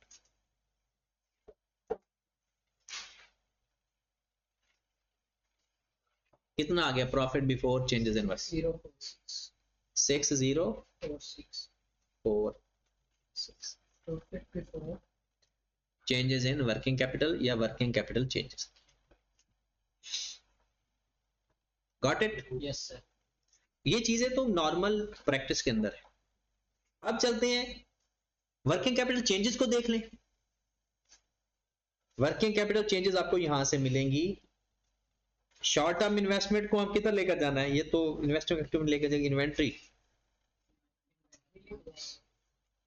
Trade receivable net given है, हमें भी नेट चाहिए, एडवांस एंड डिपॉजिट्स भी चाहिए, कैश एंड बैंक नहीं चाहिए, बैंक ओवरड्राफ्ट नहीं चाहिए, क्रेडिटर्स एंड लायबिलिटी, लेकिन ये मिलावट वाला है, इसके अंदर इंटरेस्ट पेएबल भी शामिल है। और डेफर्ड ग्रांट, ये इन्वेस्टिंग एक्टिविटी होती है, ग्रांट हमारी इन्वेस्टिंग एक्टिविटी होती है, और प्रोजेक्ट टैक्सेशन हो चुका है। ये चार चीजें हैं जी। करंट लायबिलिटी किधर है? नीचे नॉन करंट लायबिलिटी 24 और 20 नॉन करंट नहीं, वो तो डेफर्ड ग्रांट है, दोनों डेफर्ड ग्रांट है ना। और डेफर्ड ग्रांट के दो हिस्से नहीं होते, Yes. कुछ करंट में लिख देते हैं, कुछ नॉन करंट में, ये वो दोनों डेफर्ड ग्रांट है, मेन हेडिंग तो वही है। ठीक होगी बात? चलिए आए फिर इन्वेंट्री के अंदर क्या चेंज है? इन्वेंट्री डिक्रीज हो गई है, कितने से? 290 डिक्रीज हो गई, तो प्लस अकाउंट रिसीवेबल 400 से 450, कर गए माइनस हो गए 50 से, यस फिर उसके बाद एडवांसेस एंड डिपॉजिट 200 खत्म। माइनस कर दे 2023 से 2024 में पेपर में ख्याल रखना, अगर आपकी आंखों में कुछ आता है वैसा, तो पेपर उल्टा कर देना ताकि आपको सीधा नजर आए। 2022 से अच्छा चलेंगे। क्रेडिटर्स के अंदर कितना इंटरेस्ट शामिल, कितना है पिछले साल और इस साल इंटरेस्ट कितना शामिल है? इस साल 39, इस साल 39 और पिछला, 48,000, अच्छा जी, ये आपके पास पिछला 40 है, 45, और इस साल कितना 39। 39। पहले इनको माइनस करके फिर डिफरेंस ले। सर ये सारी एडजस्टमेंट सही जो है गलती हुई यहाँ 461 और 355 चलो वो मैंने पहले ही कह दिया था, डिस्क्लेमर दे दिया था। 461 और 355 ये कितना है? 355 355, और ये 461 46, 355 में से 461 डिफरेंस लें, कितना आता है? 106 कम या ज्यादा? बढ़ गया अकाउंट पेएबल इंक्रीज कितने से? 106। 106 ऐड हो जाएगा, यस सर खत्म हो गया। Cash generated from operation, bank overdraft bank overdraft तो हमारा उधर जाएगा ना, कैश एंड कैश इक्विवेलेंट में। ठीक है ये 3 ये हमारे पास क्या आ गया जनाब? Cash generated from operating operation, कितना? 5812। कैलकुलेशन ध्यान से करते जाएं, क्योंकि बाद में मैंने कोई नहीं करवाना कि दुआ चेक करने बैठ जाएं कि कहाँ कैलकुलेशन का गलती। जी सॉरी, एडवांस वो बराबर बराबर था ना, 200 चेंज ही नहीं था। हाँ जी, interest paid, tax paid, interest paid कितना है वो फाइंड करना पड़ेगा। ओपनिंग क्लोजिंग उसका गिवन है 45 प्लस फॉर द ईयर कितना था? 28। 20 नहीं 40 था। सर वो कपड़ा है तो पे तो सारा ही करना है ना, एसओपीएल पेमेंट तो आएगी, वो यहाँ पर लिख ले या उसके अंदर जाकर लिख लें, इन्वेस्टमेंट पेमेंट तो आएगी ना। माइनस 39 पेमेंट में सारा ही आता है, वैसे वो उसमें अलग अलग होता है। कितना आ गया? 46। और टैक्स पेड उसने खुद ही बताया हुआ, मेरे ख्याल में खुद ही कितना बताया हुआ है? 1000। ये हमारे पास ऑपरेटिंग एक्टिविटी आ गया, cash flow from operating activity.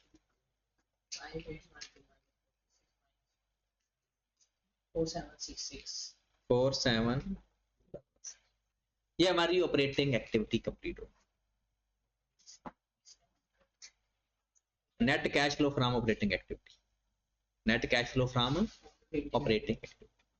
अब आगे चलते हैं इन्वेस्टिंग एक्टिविटी। इन्वेस्टिंग एक्टिविटी में हमने एक इन्वेस्टमेंट पिक करनी होती है और दूसरा सारा पिक करना होता है जो कि नॉन करंट एसेट्स है। ठीक है, अब नॉन करंट एसेट वाली साइड पे चलते हैं। सबसे पहले उसने इकट्ठा ही दिया हुआ पीपीई, तो पहले तो पीपीई का लेजर बना लो। ब्रॉडन कितना है पीपीई का? 10045 10045। कैरिड ऑन कितना? 10592 एक्सचेंज में कंडीशन हुआ था 5950 9। दो डिस्पोजल है, एक एक्सचेंज के केस में डिस्पोजल हुआ था 500 वाला, 500 सारी बुक वैल्यू लेनी है क्योंकि हम बुक वैल्यू पे बना रहे हैं, और एक व्हीकल डिस्पोज हुआ है उसकी भी बुक वैल्यू बता दें। कितना? 778 पक्का।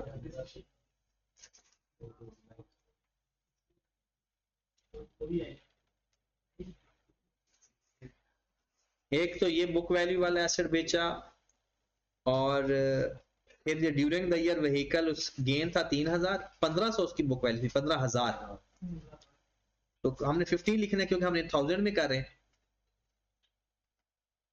15। और डेप्रिसिएशन कितनी है? 778। हमारा एसेट रीवैल्यू भी हुआ था, तो रीवैल्यूएशन सरप्लस के नाम से 33,000 या 3300,000 था, 3300,000 था, तो 33। ओके, बिल्डिंग में इंटरेस्ट भी तो ऐड हुआ था 12,000 का। मतलब जिस वजह से हमारा कोई भी पीपीई डेबिट हुआ है तो हमने डेबिट कर देना है, क्रेडिट हुआ है तो हमने क्रेडिट कर। इस अब डिफरेंस लेंगे तो वो हमारा इंक्रीज या डिक्रीज आएगा। देखिए जरा कितना आ रहा है डिफरेंस। 1518 क्रेडिट साइड का टोटल कर लें और उससे डेबिट साइड माइनस कर। कितना? 3288 3288। अब जरा ध्यान से बातें सुननी है क्योंकि अगर वही बातों का आपको याद हो ना तो ये सवाल जल्दी हो जाता है। देखें, आपने परचेज ऑफ पीपीई कितने से? 3288। से गलत है। चेक करें जरा।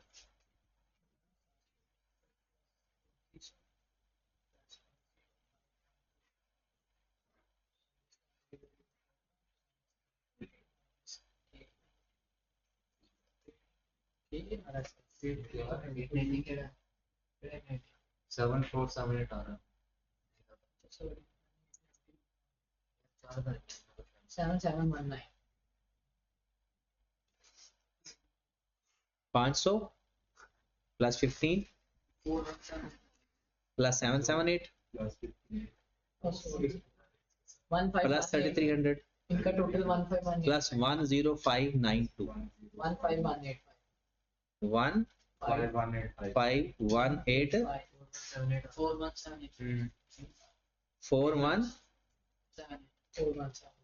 4178।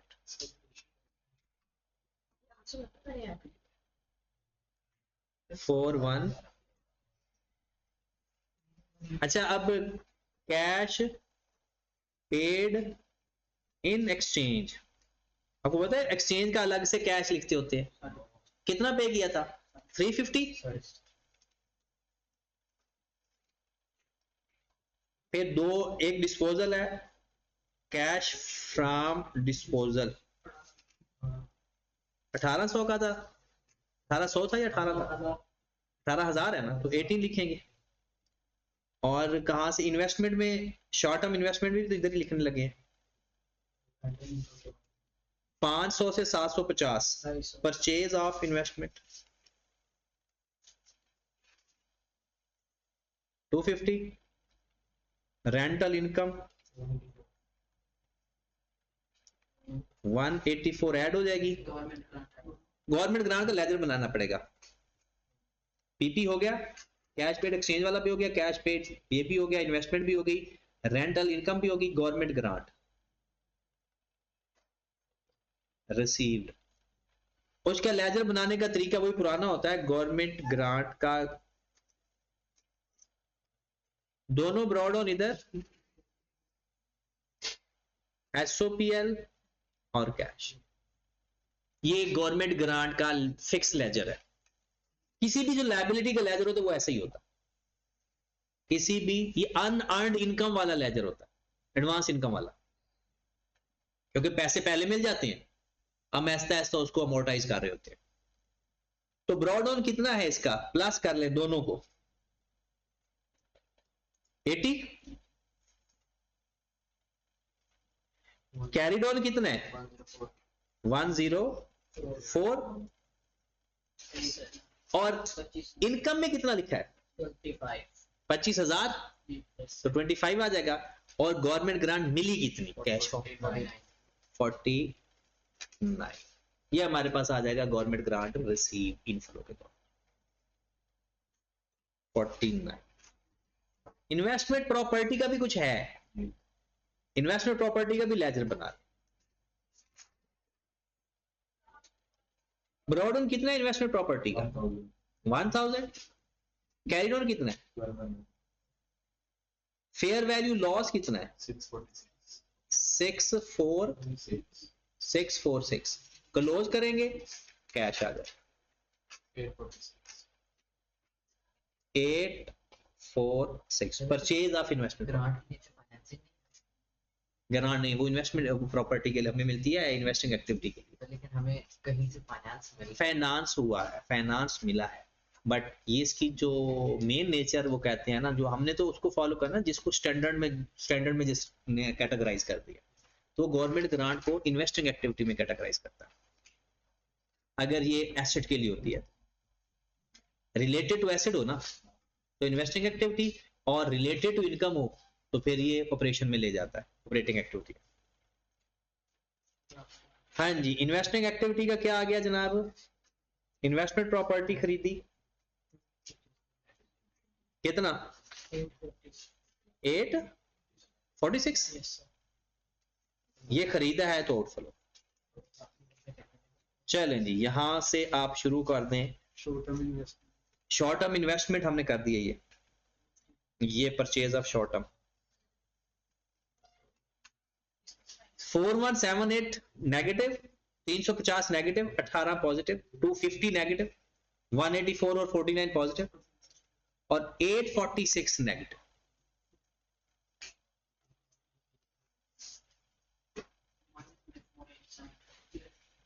फोर एट 4873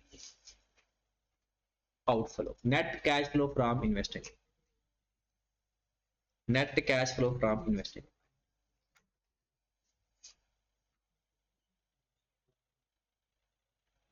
ओके होगी बात, आगे बढ़े फिर फाइनेंसिंग एक्टिविटी भी चलते हैं। अच्छा, ना तो ये फाइनेंसिंग एक्टिविटी है ना ये है, ये सारी तो चीजें गई। फाइनेंसिंग एक्टिविटी या तो ये है net equity and surplus of fixed assets, क्योंकि सरप्लस ऑफ फिक्स्ड एसेट भी उसके अंदर ही होता है, इक्विटी के अंदर ही होता है। और 48,000 नए शेयर्स हमने इशू, तो पहले तो न्यू शेयर्स हमारे पास डायरेक्ट आ जाएंगे, न्यू शेयर्स से हमारे पास कैश आएगा या जाएगा, आएगा। कितने नए शेयर इशू किए हैं 48,000 मल्टीप्लाइड बाय किस रेट पे इशू किए 12 पॉइंट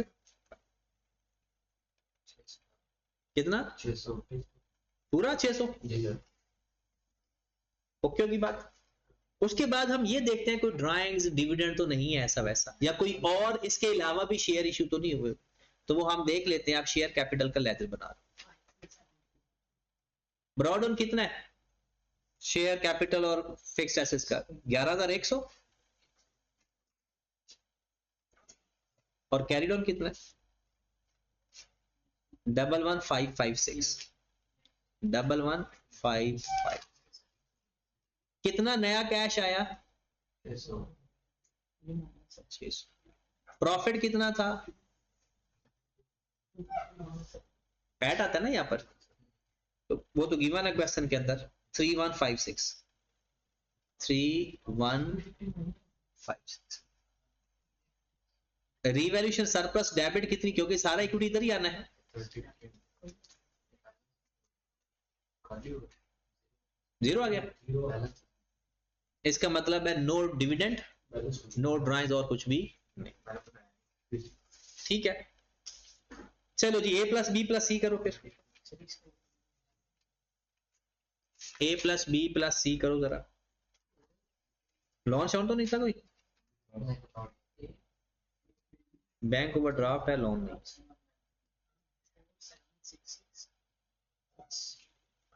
4766 माइनस 4873 नेट इंक्रीज ना, प्लस 600 कितना, नेट इंक्रीज 493 493। सर ये 537 4700 में ये 600 ऐड करेंगे तो ये 4873 नेगेटिव में है ना, नहीं है, ये 5373 ये वाला? यस 5373 दोबारा कर 5373 मैंने काफी देर कैलकुलेट करने के बाद निकाला। यही है सर 5373 है करना, ये क्लीन कर ले। तू अहमद के साथ ना बैठा तो तू भी काम कर रहा होता।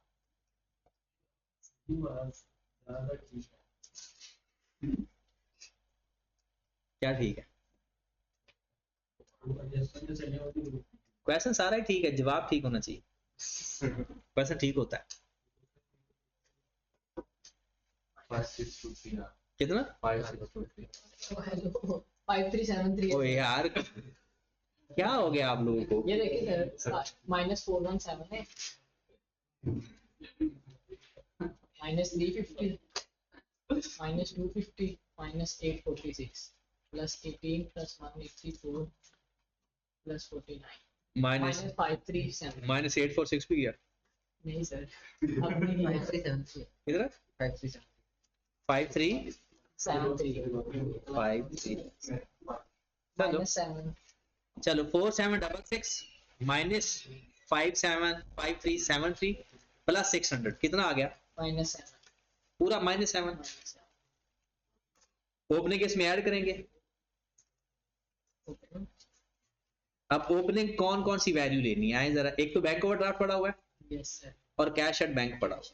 कितना है कैश एट बैंक, कितना है 100 और 200 200 300 300 हो गया, यस गुड। 100 माइनस हो गया क्योंकि कैश है 100 और बैंक ओवरड्राफ्ट है 200। माइनस लायबिलिटी है 107 नेगेटिव में आ गया। अब ये चेक करो 107 ही बनता है ये। 400 और 293 का डिफरेंस, यस सर तो बस हो गया सवाल। सही जवाब, ये सही जवाब है। हाँ जी, सभी आपके नंबर नहीं करते, नहीं मेरे क्यों कटेंगे, मेरे तो पेपर में है ही नहीं। अगर आप ही कटेंगे हमारे को शो करवा और ये इधर ऐसे लिखेंगे ना, पता है ना, ओपनिंग क्लोजिंग ऐसे लिख दिया करो। कैश ओपनिंग कैश कितना है 100 293 और ओवरड्राफ्ट है 200 400। ये 100 आ गया और ये 107 और ये इसमें करके तो हमारा आंसर सेम। ठीक है जी, आगे चलते हैं। क्वेश्चन नंबर 5 बाकी हो गई थी, चलो देख। ये तो अगर ऐसा सवाल आ जाए तो बंदा ना लुटिया डालता है। और आप लोग मुझसे 4 बंदों ने कहा कि रेशो का सवाल हुआ। भाई अगर वो रेशो दे रहा है, इंफॉर्मेशन दे रहा है, वो तो बस पुट करते जो हल करते जो कैलकुलेटर से आपके जवाब आना शुरू हो जाएंगे। देखिए ट्रेडिंग अकाउंट में आपके पास ओपनिंग स्टॉक गिवन है, परचेज गिवन है, purchase return, gross profit, sales और कहते हैं जो क्वेश्चन वहां कहना वो फाइंड करना है। प्रॉफिट और लॉस दे दिया, ग्रॉस प्रॉफिट, कमीशन, फिर उसने बाकी इंफॉर्मेशन देकर और फिर वो कहता है extract of the financial position. सबसे पहले कहता है करंट रेशियो आपके पास ये है, क्लोजिंग स्टॉक आपके पास है, propose dividend 40% of the prepaid capital और gross profit ratio. Gross profit ratio पहले तो यहां से शुरू करना है, याद रखें इन सवालों के अंदर ना आपको एंट्री मारनी आनी चाहिए। एंट्री मार दी, सवाल हो गया। ग्रॉस प्रॉफिट का फार्मूला बताएं क्या होता है। ग्रॉस प्रॉफिट ओवर सेल्स किसके बराबर है, 0.60। ये पड़ा ग्रॉस प्रॉफिट, नजर आया ग्रॉस प्रॉफिट। अब ग्रॉस प्रॉफिट की जगह ग्रॉस प्रॉफिट लिखेंगे तो सेल आ जाएगी। Yes sir. जीपी रेशियो का यही फार्मूला होता है ना, GP over sales multiplied by 100, और वो हमने 0.60 लिख दिया, वो 100 वाला मामला भी हल हो गया। तो हमारे पास जीपी कितना है, 718,421 divided by sales multiplied is equal to 0.60। अब हमें चाहिए सेल्स, तो 718,421 divided by 0.60 is equal to sales. Sales आ गई। 1197,368 हाँ जी बता दे कितनी है, 1197,368 119736 सेल्स आ गई। क्लोजिंग स्टॉक से भी निकल जाएंगे सर। सर ये बैलेंसिंग मेथड से होता है सर, जैसे भी होता है, ये तो आपकी मर्जी है, इनको टोटल करो 718 माइनस करो। आपका ये तरीकाकार है। आपके पास परचेजेस नहीं है, क्लोजिंग स्टॉक नहीं है। अब ये देखो, अब आपके पास क्लोजिंग स्टॉक भी आ गया, इन दोनों इन दोनों को जो डिफरेंस है वो क्लोजिंग स्टॉक है, क्योंकि टोटल तो उसने बताया हुआ है। क्लोजिंग स्टॉक कितना आ गया जी, 299,342, और इसका जो डिफरेंस है वो परचेजेस है 341,289। अब आगे वो जो बात कह रहा है, कहता है closing stock is 25% of sale. वो सेल का 25% लेते फिर भी आ जाना था। फिर वो कहता है propose dividend was 40% of the paid up capital. और आगे एक बात और कह रहा है, amount transfer to general reserve is the same as propose dividend. ये आपके पास पेड अप कैपिटल है, इसका लो 40%, 200,000। डिविडेंड हमारा आ गया 400,000। इधर जरा ध्यान से रखना है, 400,000 200,000। अब जरा ध्यान से सुनिए बातें। आगे क्या कह रहा है, general reserve is the same propose dividend. इसका मतलब है यहाँ 200,000। गलत किया हुआ है, क्या गलत किया है, यहाँ से तो उन्होंने चेक किया होगा। उसको छोड़े, अभी इधर देखें। उसने कहा है ना कि amount transfer to general reserve is same as the, नहीं माजरत, वो तो इस साल का अमाउंट ट्रांसफर किया है ना, यहां पर तो टोटल रिजर्व आता है। यहां पर एक बात लिखी हुई है, कहता है balance of general reserve is twice the current. 4 lakh कहता है बैलेंस जो पड़ा हुआ है पहले, वो 4 लाख पहले पड़ा हुआ है, 2 लाख इस साल ट्रांसफर किया, यहां पर 6 लाख आना है। देखिए वो कहता है जो पहले रिजर्व के अंदर पैसे पड़े हुए हैं ना, वो इस साल का डबल है, इस साल का डबल है। तो क्योंकि यहां पर बैलेंस के जो एसओएफपी के अंदर आते हैं ना, वो कैरी डाउन आते होते हैं, फॉर द ईयर नहीं आते। तो 2 लाख पहले पड़ा हुआ था, और 2 लाख इस साल ट्रांसफर किया, इसका डबल पहले पड़ा हुआ था। तो टोटल कितना हो गया, 6 लाख। 4 लाख पहले पड़ा हुआ था और 2 लाख इस साल। आगे वो कहता है commission income is the 1/7 of the net profit. Net profit ऊपर होगा कहीं आपके पास, ये पड़ा हुआ 3,50,000, इसको 1/7 कर दो, और ये भी प्लस कर दो, ये भी प्लस कर दो, तो ये अमाउंट आ जाएगा। फिर वो आगे क्या कह रहा है, ग्रॉस प्रॉफिट हो गया, ये हमारे पास हो गया। कहता है balance of profit and loss account is calculated of 10% of the propose dividend. कहता है balance of profit and loss account 10% है, प्रपोज डिविडेंड कितना, 2 लाख, 2 लाख का 10% ले। वो उसने खुद ही कह दिया कि उसकी वो जो पीएल अकाउंट है वो इतना पड़ा हो, बैलेंस इतना है। उसने वो डिविडेंड भी आ गया होगा उसके अंदर, डिविडेंड माइनस भी तो किया है ना, जो नेट पड़ा होता है ना यहाँ पर, उसमें जो टोटल नेट प्रॉफिट हमारे पास आ रहा होता है, उसमें से रिजर्व भी माइनस हो जाता है, डिविडेंड भी माइनस हो जाता है, जो बाकी नेट अमाउंट आती है वो यहाँ पर कैरी डाउन आ रहा होता है। तो उसने खुद ही कह दिया उसका बैलेंस इतना है, इसमें मतलब ऐड हुआ मैंने नेट प्रॉफिट ऐड हुआ है, जनरल रिजर्व ट्रांसफर हुआ है, डिविडेंड माइनस हुआ है।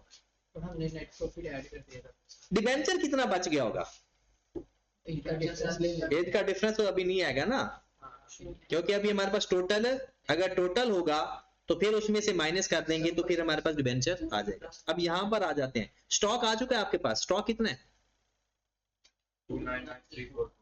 299,343,4। अच्छा, यहां से आप लोग, आपके पास करंट लायबिलिटीज हैं, यस सर, यहां से करंट एसेट्स आ जाएंगे, current assets over current liabilities is equal to 2/1। अब करंट एसेट्स में क्या है, स्टॉक है, डेटर्स हैं और बैंक है, डिवाइडेड बाय करंट लायबिलिटीज कितनी है 6 लाख, इज इक्वल 2/1। आपके पास स्टॉक भी है और बैंक भी है, स्टॉक भी है बैंक भी है, तो बाकी क्या फाइंड हो जाएगा, डेटर्स। या आप ऐसा कर लो ना, करंट एसेट्स फाइंड कर लो, उसमें से स्टॉक और बैंक माइनस कर दो तो हमारे पास बैंक बच, डेटर बच जाए। नहीं पता चला किधर को, देखें आपके पास ये क्या गिवन है, करंट रेशियो। करंट रेशियो का फार्मूला क्या होता है, current assets over current liabilities is equal to 2 by current assets over 6 lakh. ये करंट लायबिलिटीज गिवन है क्वेश्चन के अंदर, ये 2/1। 815। अब ये करंट एसेट्स हमारे पास आगे 12 लाख। अब आपके पास क्लोजिंग स्टॉक भी है, बैंक भी है, डेटर्स नहीं है और टोटल करंट एसेट्स भी है। ये तीनों एसेट्स है ना हमारे, और इसमें से 12 लाख में से स्टॉक भी माइनस कर दें, बैंक भी माइनस कर दें, बाकी हमारे पास डेटर बच जाएंगे। डेटर्स लिखते हैं यहाँ पर कितने आ गए, 83815 83815। अब आगे चल देखते हैं, ये जो आप लोग फिल करते जाओगे ब्लैंक्स, उतने उतने आपको नंबर मिलते जाए। ये बात भी हमारे पास होगी, कमीशन वाली भी बात भी होगी, वो कहता है प्रॉफिट वाली बात भी होगी, जनरल रिजर्व वाली बात होगी, प्रपोज डिविडेंड वाली बात होगी। अब आप हमारे पास, अच्छा दूसरी बात, यहां पर आए जरा, अगर मुझे डिबेंचर मिल जाए तो टोटल आ जाएगा, फिर तो सब कुछ हो जाएगा। आए जरा, ये क्या लिखा हुआ है, ये 10% है, तो इसको 10 पे डिवाइड करके 100 से मल्टीप्लाई कर, इंटरेस्ट गिवन है ना डिवेंचर का, और वो 10% है, तो इसको किसके पे डिवाइड कर देंगे 10 पे, और 100 से मल्टीप्लाई कर देंगे तो ये आपके पास डिवेंचर भी आ गया। अब दोनों का टोटल बराबर कर देंगे तो अदर फिक्स एसेट्स भी हमारे पास आ जाए, जो भी अब आ रहा है वही आपका 10% ही है जी। 30,000 तो 10% अगर उसका रेट ऑफ इंटरेस्ट है, 10 में से नहीं लेंगे 10%, 30,000 में से 10% ही लेंगे। वो तो हमारा है ही 10%, तो जितने फीसद होती है उस पर डिवाइड किया जाता है और मल्टीप्लाई क्या दिया जाता है, required, given over given multiply by required. ये टोटल कितना आ गया फिर, 5 लाख जमा 6 lakh plus 20,000 plus 3 lakh plus फिर 6 लाख, 20200000, इधर भी आ जाएगा 20200000, और जो डिफरेंस आएगा वो यहां पर आ जाएगा।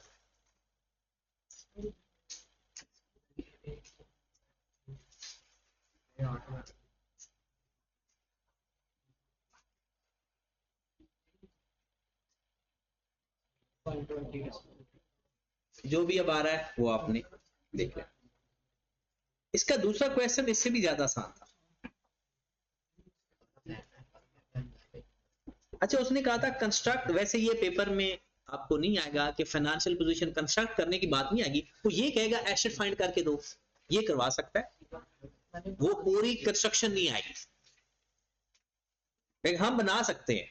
क्या लिखा हुआ है? Construct statement of financial position and SOPL of Kamran steel as at December 24. Statement of financial position items include non-current assets, current assets, and non-current liabilities and equity. Current assets consist of cash, account receivable, and inventory. क्या तीन type के आपके current assets हैं. कुछ ratios दे दी उसने में, जैसे सबसे पहले उसने क्या दिया जी, सेल्स आपको दे दी, बिगिनिंग अकाउंट रिसीवेबल मतलब ओपनिंग अकाउंट रिसीवेबल दे दिए, एक्सपेंसेस दे दिए excluding cost of goods sold कि इतने हमारा खर्चा हुआ है, रिटर्न ऑन इक्विटी 20%. अब रिटर्न ऑन इक्विटी का फार्मूला क्या होता है? नहीं, profit before interest and tax divided by average capital employed. Average capital employed में क्या क्या होता है? इक्विटी भी सारा होता है और नॉन करंट लायबिलिटीज भी होती है. इसका मतलब है यहां से हमें अगर प्रॉफिट भी गिवन है, हमें हम देख लेते हैं कि क्या क्या हमें गिवन है. आगे लिखा हुआ है ग्रॉस प्रॉफिट और सेल. सेल्स हमें गिवन है, यहां से हमें ग्रॉस प्रॉफिट मिल सकता है. सेल हमें गिवन है, ग्रॉस प्रॉफिट आ जाएगा, यहां से हमें कॉस्ट ऑफ सेल भी मिल जाएंगे. एक्सपेंसेस गिवन है, एसओपीएल आपका बन गया. सेल गिवन है, जीपी रेशियो से ग्रॉस प्रॉफिट आ जाएगा, वहां से फिर ग्रॉस प्रॉफिट और सेल का जो डिफरेंस है वो कॉस्ट ऑफ सेल आ जाएगा.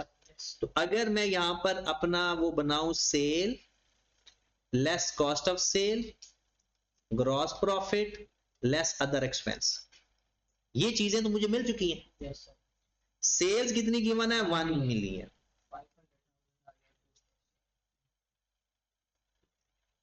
वो कहता है जी 20% 50% 5 लाख इसका हो गया जीपी और 5 लाख इसकी होगी कॉस्ट ऑफ सेल.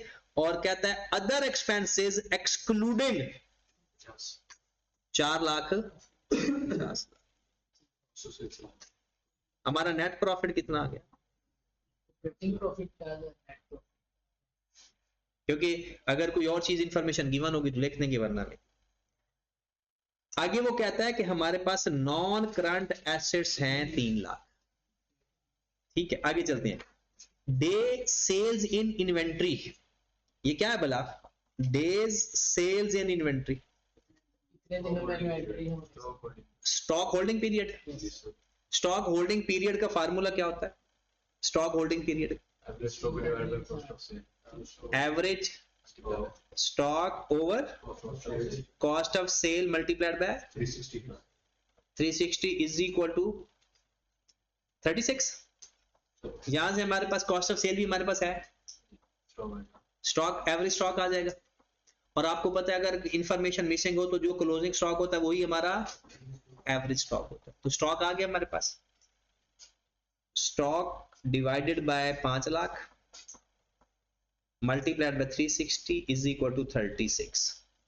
360 उधर जाकर डिवाइड हो जाएगा, 5 लाख वहां पर मल्टीप्लाई हो जाएगा, तो आपके पास क्लोजिंग स्टॉक कितना आ गया? क्लोजिंग स्टॉक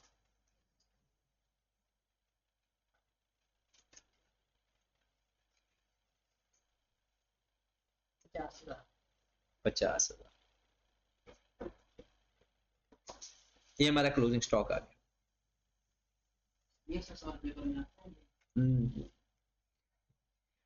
पेपर में सवाल जैसा भी आ जाए, मेन क्या होता है कि आपको ना कैलकुलेशन, ये सवाल अगर पेपर में आ जाए ना तो जिस बंदे ने इसको सवाल को शुरू कर दिया नॉर्मल सवाल से ज्यादा नंबर ले जाता है, क्योंकि इसमें कुछ ना कुछ हो रहा होता है.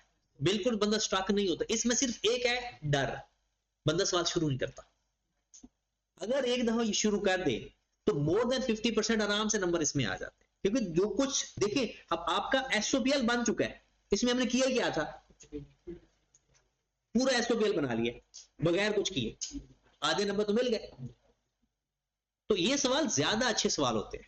और इस तरह के सवाल में दूसरा बड़ा फायदा ये होता है कि नॉर्मल स्टूडेंट इस सवाल को हाथ नहीं लगाता. एग्जामिनर के दिमाग में जब जिस बंदे ने सवाल को हाथ लगाओगे, एग्जामिनर के दिमाग में आएगा कि यार ये चलो इसने हिम्मत तो की है, वो पॉजिटिव इंप्रेशन आता. अब उसके बाद उसने कहा कि आगे हमारे पास करंट रेशियो गिवन है. करंट रेशियो का फार्मूला क्या होता है? Current assets over current liabilities. Current assets over current liabilities. आगे देखते हैं अभी अगर कोई और चीज हमें मिल जाती है। टोटल डेट इक्विटी रेशियो 1 है, टोटल डेट इक्विटी रेशियो 1 है। यहां पर जरा देखिए, डेट ओवर इक्विटी बराबर है 1 के, मतलब जितना डेट है। एक हमारे पास और रेशियो है रिटर्न ऑन कैपिटल एम्प्लॉयड, वो क्या है, profit before interest and tax over capital employed. और कैपिटल एम्प्लॉयड क्या होता है, debt equity plus debt, equity plus long term debt. वो कितनी रेशियो है, 20%।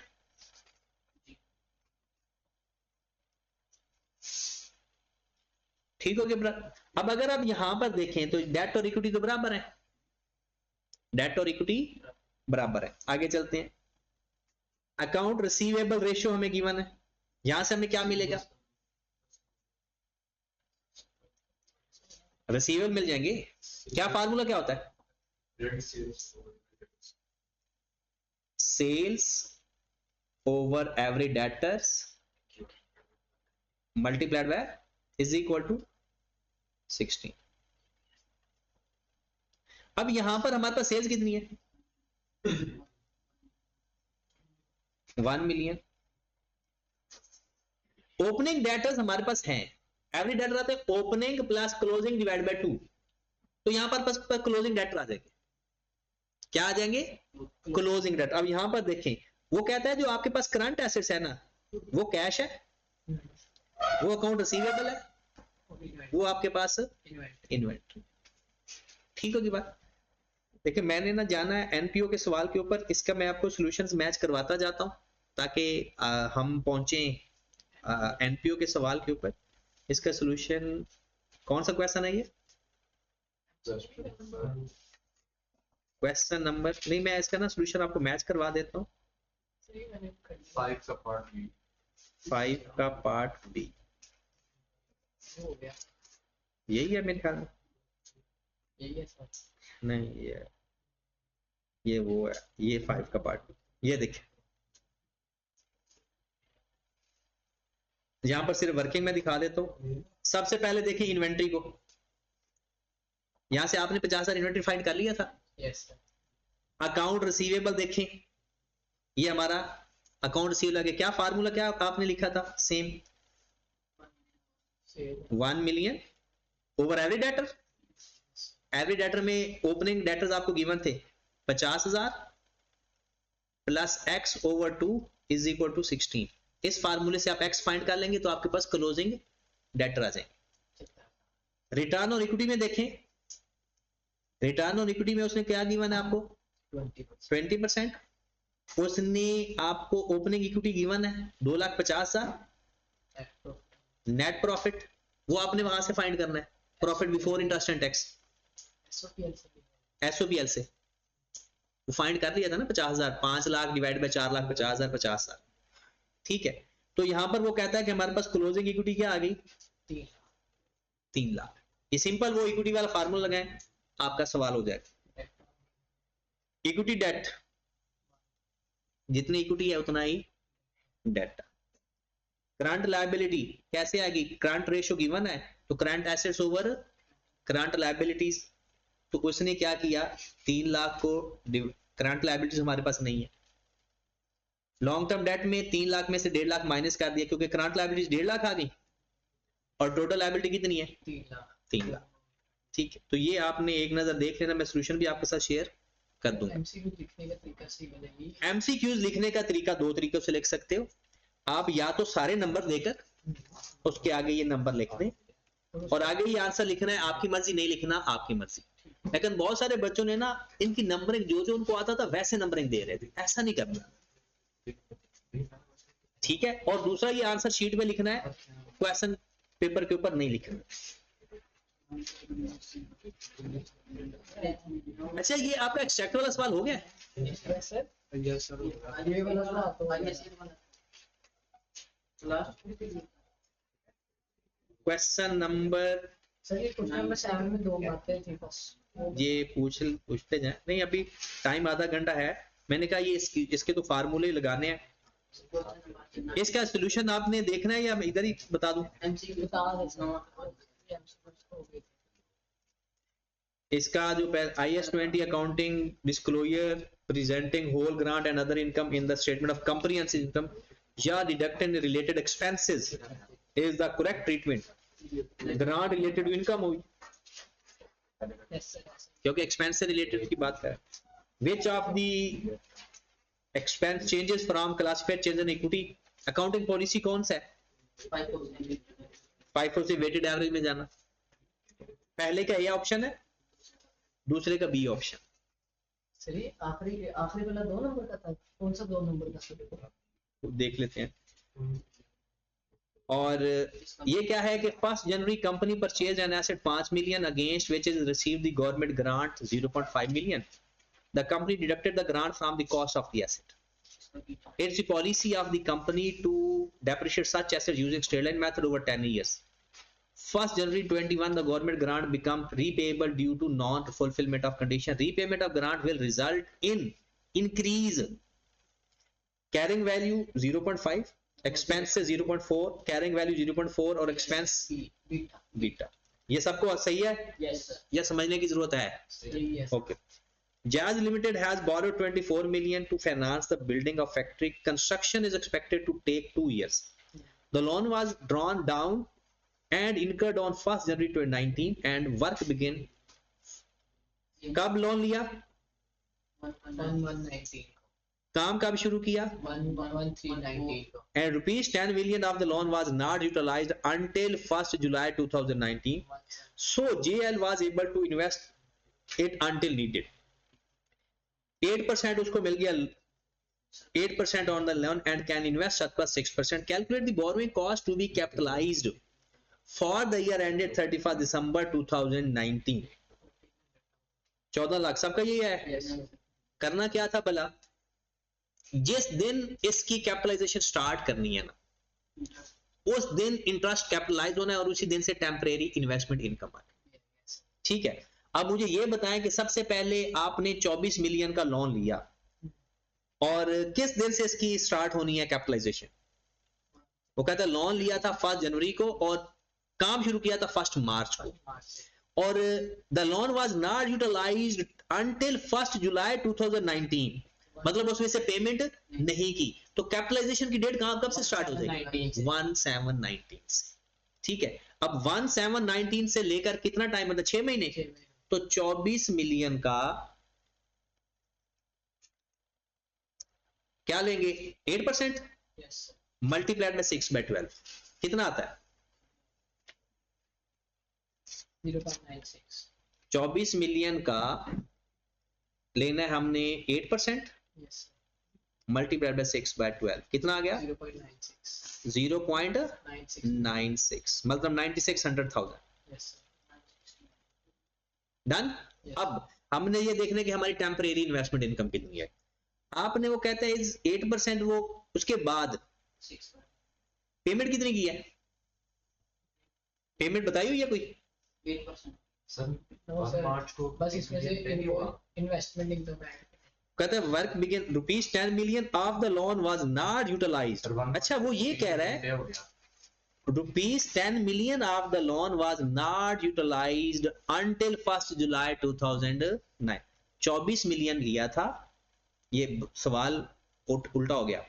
24 मिलियन हमने लोन लिया था और 1 मार्च से लोन यूटिलाइज होना शुरू हो गया, इसका मतलब है 9/12 कितना आ गया? 1.44। अब वो कहते हैं वर्क बिगेन 1 मार्च और 10 million of the loan was not utilised till 1 July. इसका मतलब 10 मिलियन हमारा री इन्वेस्ट हुआ, तो उससे कमाई हुई 10 million multiplied by 6% multiplied by कब तक? जुलाई तक। कितना टाइम बन गया? 4 महीने। 4/12 0.2 ये माइनस कर दें 1.44 माइनस 0.2 1.24 मिलियन।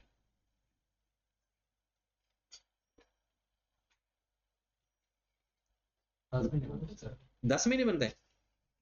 1 मार्च से 10 महीने बनते, 1 मार्च 2010 महीने बनाओ, तो ये 140,000 ये कितना आ गया 1.6 1 पॉइंट 1.6 आ गया, माइनस 0.2 होगा तो 1.4 नहीं नहीं, ये कितना बना 24 multiply by 8% multiply by 10 by 12 1.6 1.6 और ये 0.2 1.4 मिलियन 1.4 तो कम आ रहा था। नहीं sir A company received government grant 5 lakh 1st April 2070 to facilitate purchase on the same day of an asset which cost rupees 750,000। Government से कितने पैसे मिले 5 लाख और 7,50,000। हम देख रहे हैं The assets was depreciated 30% reducing balance basis assuming that the residual value is negligible. Company policy is to account for all grant received as deferred income. What amount of income will be recognized in the grant in the year 31st March 2000?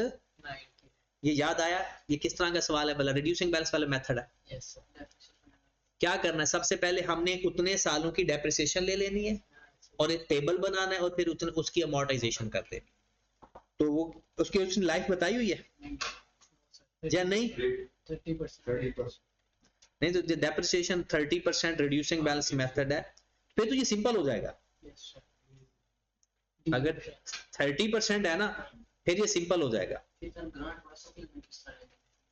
फिर simple जैसे हम depreciate ऐसे depreciate करते जाते हैं और grant amortise करते हैं। नहीं नहीं, लाइफ अगर बताई नहीं हुई तो फिर हम लाइफ नहीं लेंगे। ये लाइफ बताई हो तो वो टेबल बनाते हैं, अगर लाइफ ना बताई हो तो टेबल बनाने की जरूरत नहीं। कितना आंसर आ रहा है इसका 105 105। ये तो सिंपल है कि जनाब के the director of the Tom Limited are disappointed by the draft finance this a major item of 220 million purchase and install this is depreciated straight line basis 5 years. Production manager believe that the plant was likely to be last 8 years in total. Jerry believes that the useful life of was estimation है या change in estimate है, prospectively या retrospectively? Prospective। Estimation तो होती prospective ही है, लेकिन इस case में रेट्रोस्पेक्टिव इफेक्ट आ रहा है। नहीं नहीं फिर भी नहीं ले, चेंज इन एस्टिमेशन हमेशा जी जब वो चेंज आ रहा है तो चेंज पीछे आ रहा है, वो चेंज तो करना है। चेंज इन एस्टिमेशन का मतलब ये होता है कि करंट ईयर में चेंज करना है और प्रोस्पेक्टिवली करना है। हम स्टैंडर्ड को तो चेंज नहीं कर सकते, हम स्टैंडर्ड को तो नहीं चेंज कर सकते। जब स्टैंडर्ड में लिखा हुआ है कि चेंज इन एस्टिमेशन का प्रोस्पेक्टिव इफेक्ट हो। If there is no balance in the share premium account, transaction costs related to issue of shares usually debited to retainer. When activities to prepare an asset of its sale and use are suspended, borrowing cost must be expensed. A company is preparing its financial statement for the year ended and discovered that in previous years following amounts was incorrectly capitalized in the intangible assets with indefinite useful life. What amount should be deducted from the retained earning in the statement of change in equity on 1st January 2018? अब वो कहता है 1st January correction of the above error।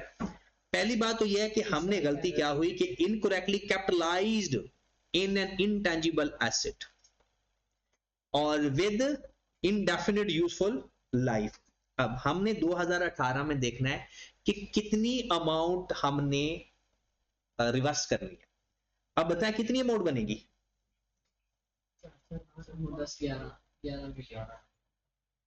3 इस साल का pact नहीं लेते, इस साल का नहीं लेते, इसी वजह से ये 11 what amount should be deducted from retained earning in the 1st जनवरी की बात कर रहे हैं ना, 2018 का तो इस साल का एरर हुआ है, वो तो 31 दिसंबर में आएगा, तो 1st जनवरी तक कितनी करेक्शन करनी हमने 11 मिलियन। सर वो एक्सपेंस मेरा 11, हाँ जी नंबर 8 दो एक्सपेंस में देखे ना, वो कहता है कि जब टाइम सस्पेंड हो जाता है तो बोरिंग कॉस्ट आ तो रही होती है लेकिन हम कैपिटलाइज नहीं करते बल्कि एसओपीएल में चार्ज करते हैं।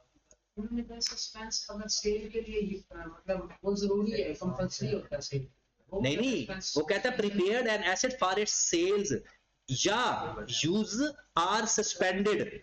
कहते हैं एक्टिविटीज प्रिपेयर्ड एंड अगर उसका यूज सस्पेंडेड हो गया ना तो फिर जो बोरिंग कॉस्ट आ रही थी फिर हम उसको कैपिटलाइज नहीं करते।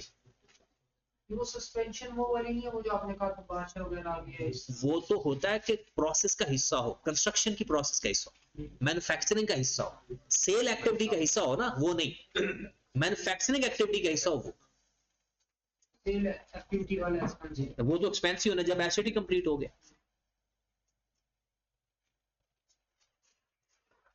हाँ जी, क्वेश्चन नंबर 7, ये तो सिंपल सा था, मैं बता देता हूँ। देखिए सबसे पहले तो आपको कैरिंग वैल्यू गिवन है, yes sir, remaining useful life 4 साल है। यस सर, हाँ, इसमें एक ही बात इंटरेस्टिंग है, वो मैं आपको बता देता हूँ। रिमेनिंग लाइफ 4 साल है तो आपने 4 साल ही लेने हैं, 5वां साल नहीं लेना। ये तो आप लोगों के लिए फितना था। यस सर, ये अभी नहीं था। ओवरऑलिंग में ग्रो करते हैं। ओवरहॉलिंग, अगर उस ओवरहॉलिंग अगर आपने फ्यूचर में कुछ करना है ना, तो हमने एग्जिस्टिंग कंडीशन को देखकर करना। इसमें एक थोड़ी सी इंटरेस्टिंग बात थी, वो हम देख लेते हैं। कहता है the fair value of these asset is 750,000. It will cost 35,000 to sell the plant immediately and 10,000 if the plant is sold at the end of the useful life. हमने कौन सी लेना है? 35,000, क्योंकि हमने इसी वक्त देखना है कि अभी सेल करेंगे तो कितना पैसा मिलेगा। ये क्या चीज है भला? रेजुल 10,000 का कुछ नहीं करना। नहीं, जब उसने कहा कि अगर अभी बेचते हो तो 35,000 लगेगा और अगर एंड पर बेचोगे तो 10,000 खर्चा आएगा। वो कहता कैन बी सोल्ड, वो तो जब हमने at the end of the useful life करेंगे तो 75,000 माइनस 10,000 तो 65,000 हमारा इनफ्लो बनेगा रेजुल वैल्यू। अब आगे देखिए, यहां पर एक और इंटरेस्टिंग चीज थी, वो ये आपका ये इनफ्लो है और ये आउटफ्लो। कहता है the drastic increase in the cash flow is due to an overhauling which will be carried out at the beginning of the year 2024. Due to overhauling, the cash flow will increase 40% every year and useful life also increased by 1 year. ये जो 2025 वाला है ना, ये इसलिए increase हुआ है क्योंकि 1 साल लाइफ उसकी बढ़ गई थी। आगे कहता है डिटेल ऑफ आउटफ्लो। पहले कहता है 40% कब इंक्रीज हुआ, तो हमने क्या इंक्रीज लेना या नहीं लेना। तो मेरे भाई आपने करना था 847,000 डिवाइडेड बाय 140 मल्टीप्लाइड बाय 100। जो 40% उसका इंक्रीज हुआ है वो हमने खत्म कर देना है, वो ओवरहॉलिंग की वजह से इंक्रीज हुआ। इनफ्लो में चेंज आएगा, आउटफ्लो में भी आएगा, आउटफ्लो में भी आएगा, क्योंकि जो चेंज आता है ना परसेंटेज वाला, तो दोनों को 140 पे डिवाइड और 100 से मल्टीप्लाई, और 2025 को वैसे इग्नोर कर देना क्योंकि ये 2025 की जो ओवरहॉलिंग आई है वो किस वजह से आई है? 1 साल इजाफा, वो जो ओवरहॉलिंग की वजह से आई। 605 ये लेना था आउटफ्लो, और इसका भी 140 पे डिवाइड करके 100 से multiply. The company has to pay interest. वो कहता है डिटेल ऑफ आउटफ्लो और फैलूज, ये क्या करेंगे? आउटफ्लो में से माइनस कर देंगे, ऐड बैक नहीं करना। आउटफ्लो लिखे हुए हैं सारे, तो ये आउटफ्लो हमारा नहीं होता, इंक्लूड माइनस हुआ है। ओ भाई उसके आउटफ्लो सारे लिखे हुए हैं ना, आउटफ्लो में प्लस हुआ है, तो ये हमारा आउटफ्लो है, वो नेट कैश फ्लो थोड़ी गिवन है। ये आउटफ्लोज हैं, सारे एक्सपेंस हैं, उसमें 55,000 भी ऐड है, बाकी एक्सपेंस भी ऐड है। वो नेट होता माइनस हुआ होता तो फिर ऐड बैक करते, तो इसके अंदर वही प्लस हुआ है। आउटफ्लोज में से वैल्यू माइनस की, हाँ, आउटफ्लो में से माइनस कर, नेट होता तो ऐड बैक करते। नेट आउटफ्लोज को माइनस में से, अगर इनको नेट करके करते तो ये 55,000 ऐड करते, ये आउटफ्लो में से माइनस हो जाएगा, आउटफ्लो में से माइनस हो जाएगा। पूरे चारों साल। उसके बाद वो कहता है the liability of 35,000 resultantly booked in the year 2020 will be paid off in 21। ये भी माइनस कर देंगे 2021 में से। Depreciation 10,000 per annum is also included in the outflow, however after the overhauling the depreciation expense 15,000। 2024 में 25,000, ये सारे के सारे क्या करेंगे? Increased by 15,000। बाकी सब में से 10,000 माइनस करोगे 13, और इसमें से 25,000 माइनस करोगे, क्योंकि ओवरहॉलिंग की वजह से उस आउटफ्लो के अंदर 15,000 डेप्रिसिएशन ज्यादा आ गई थी। Okay sir. इंक्रीज टू 15,000 होता तो 15,000 होती, इंक्रीज बाय 15,000 है तो 25,000। The company is entitled to receive 41,000 from one of its debtor. The debtor was agreed to pay 2022, ये भी नहीं, ये 2022 में से माइनस। माइनस, डिस्काउंट रेट है 12%, इनफ्लो में से माइनस। हाँ वही, बस लिख देंगे हाई डिग्री। अच्छा, अब क्योंकि मेरी अगली क्लास का टाइम हो गया है तो कल इन दोनों, कल इस तरह से है सीएम में भी गए। कि अब मेरे, अगर आप ये कहते हो कि क्वेश्चन नंबर 9 भी आपको चाहिए इसका सोल्यूशन, हो गया था, सर इसका सोल्यूशन भेज दें। इसका सोल्यूशन मैं आपको शेयर कर दूंगा इस सबका, ठीक है। जो क्वेश्चन वो सोल्यूशन मैं कंप्लीट नहीं शेयर करूंगा, जो क्वेश्चन मैंने नहीं करवाया ना उनका सोल्यूशन मैं आपको शेयर कर देता हूँ, ठीक है। तो फिर मतलब ये क्वेश्चन नंबर 9 का सोल्यूशन शेयर कर दूंगा, क्वेश्चन नंबर 8 का भी सोल्यूशन शेयर कर दूंगा। 8 हम करना है। अभी करना है तो कर लेना।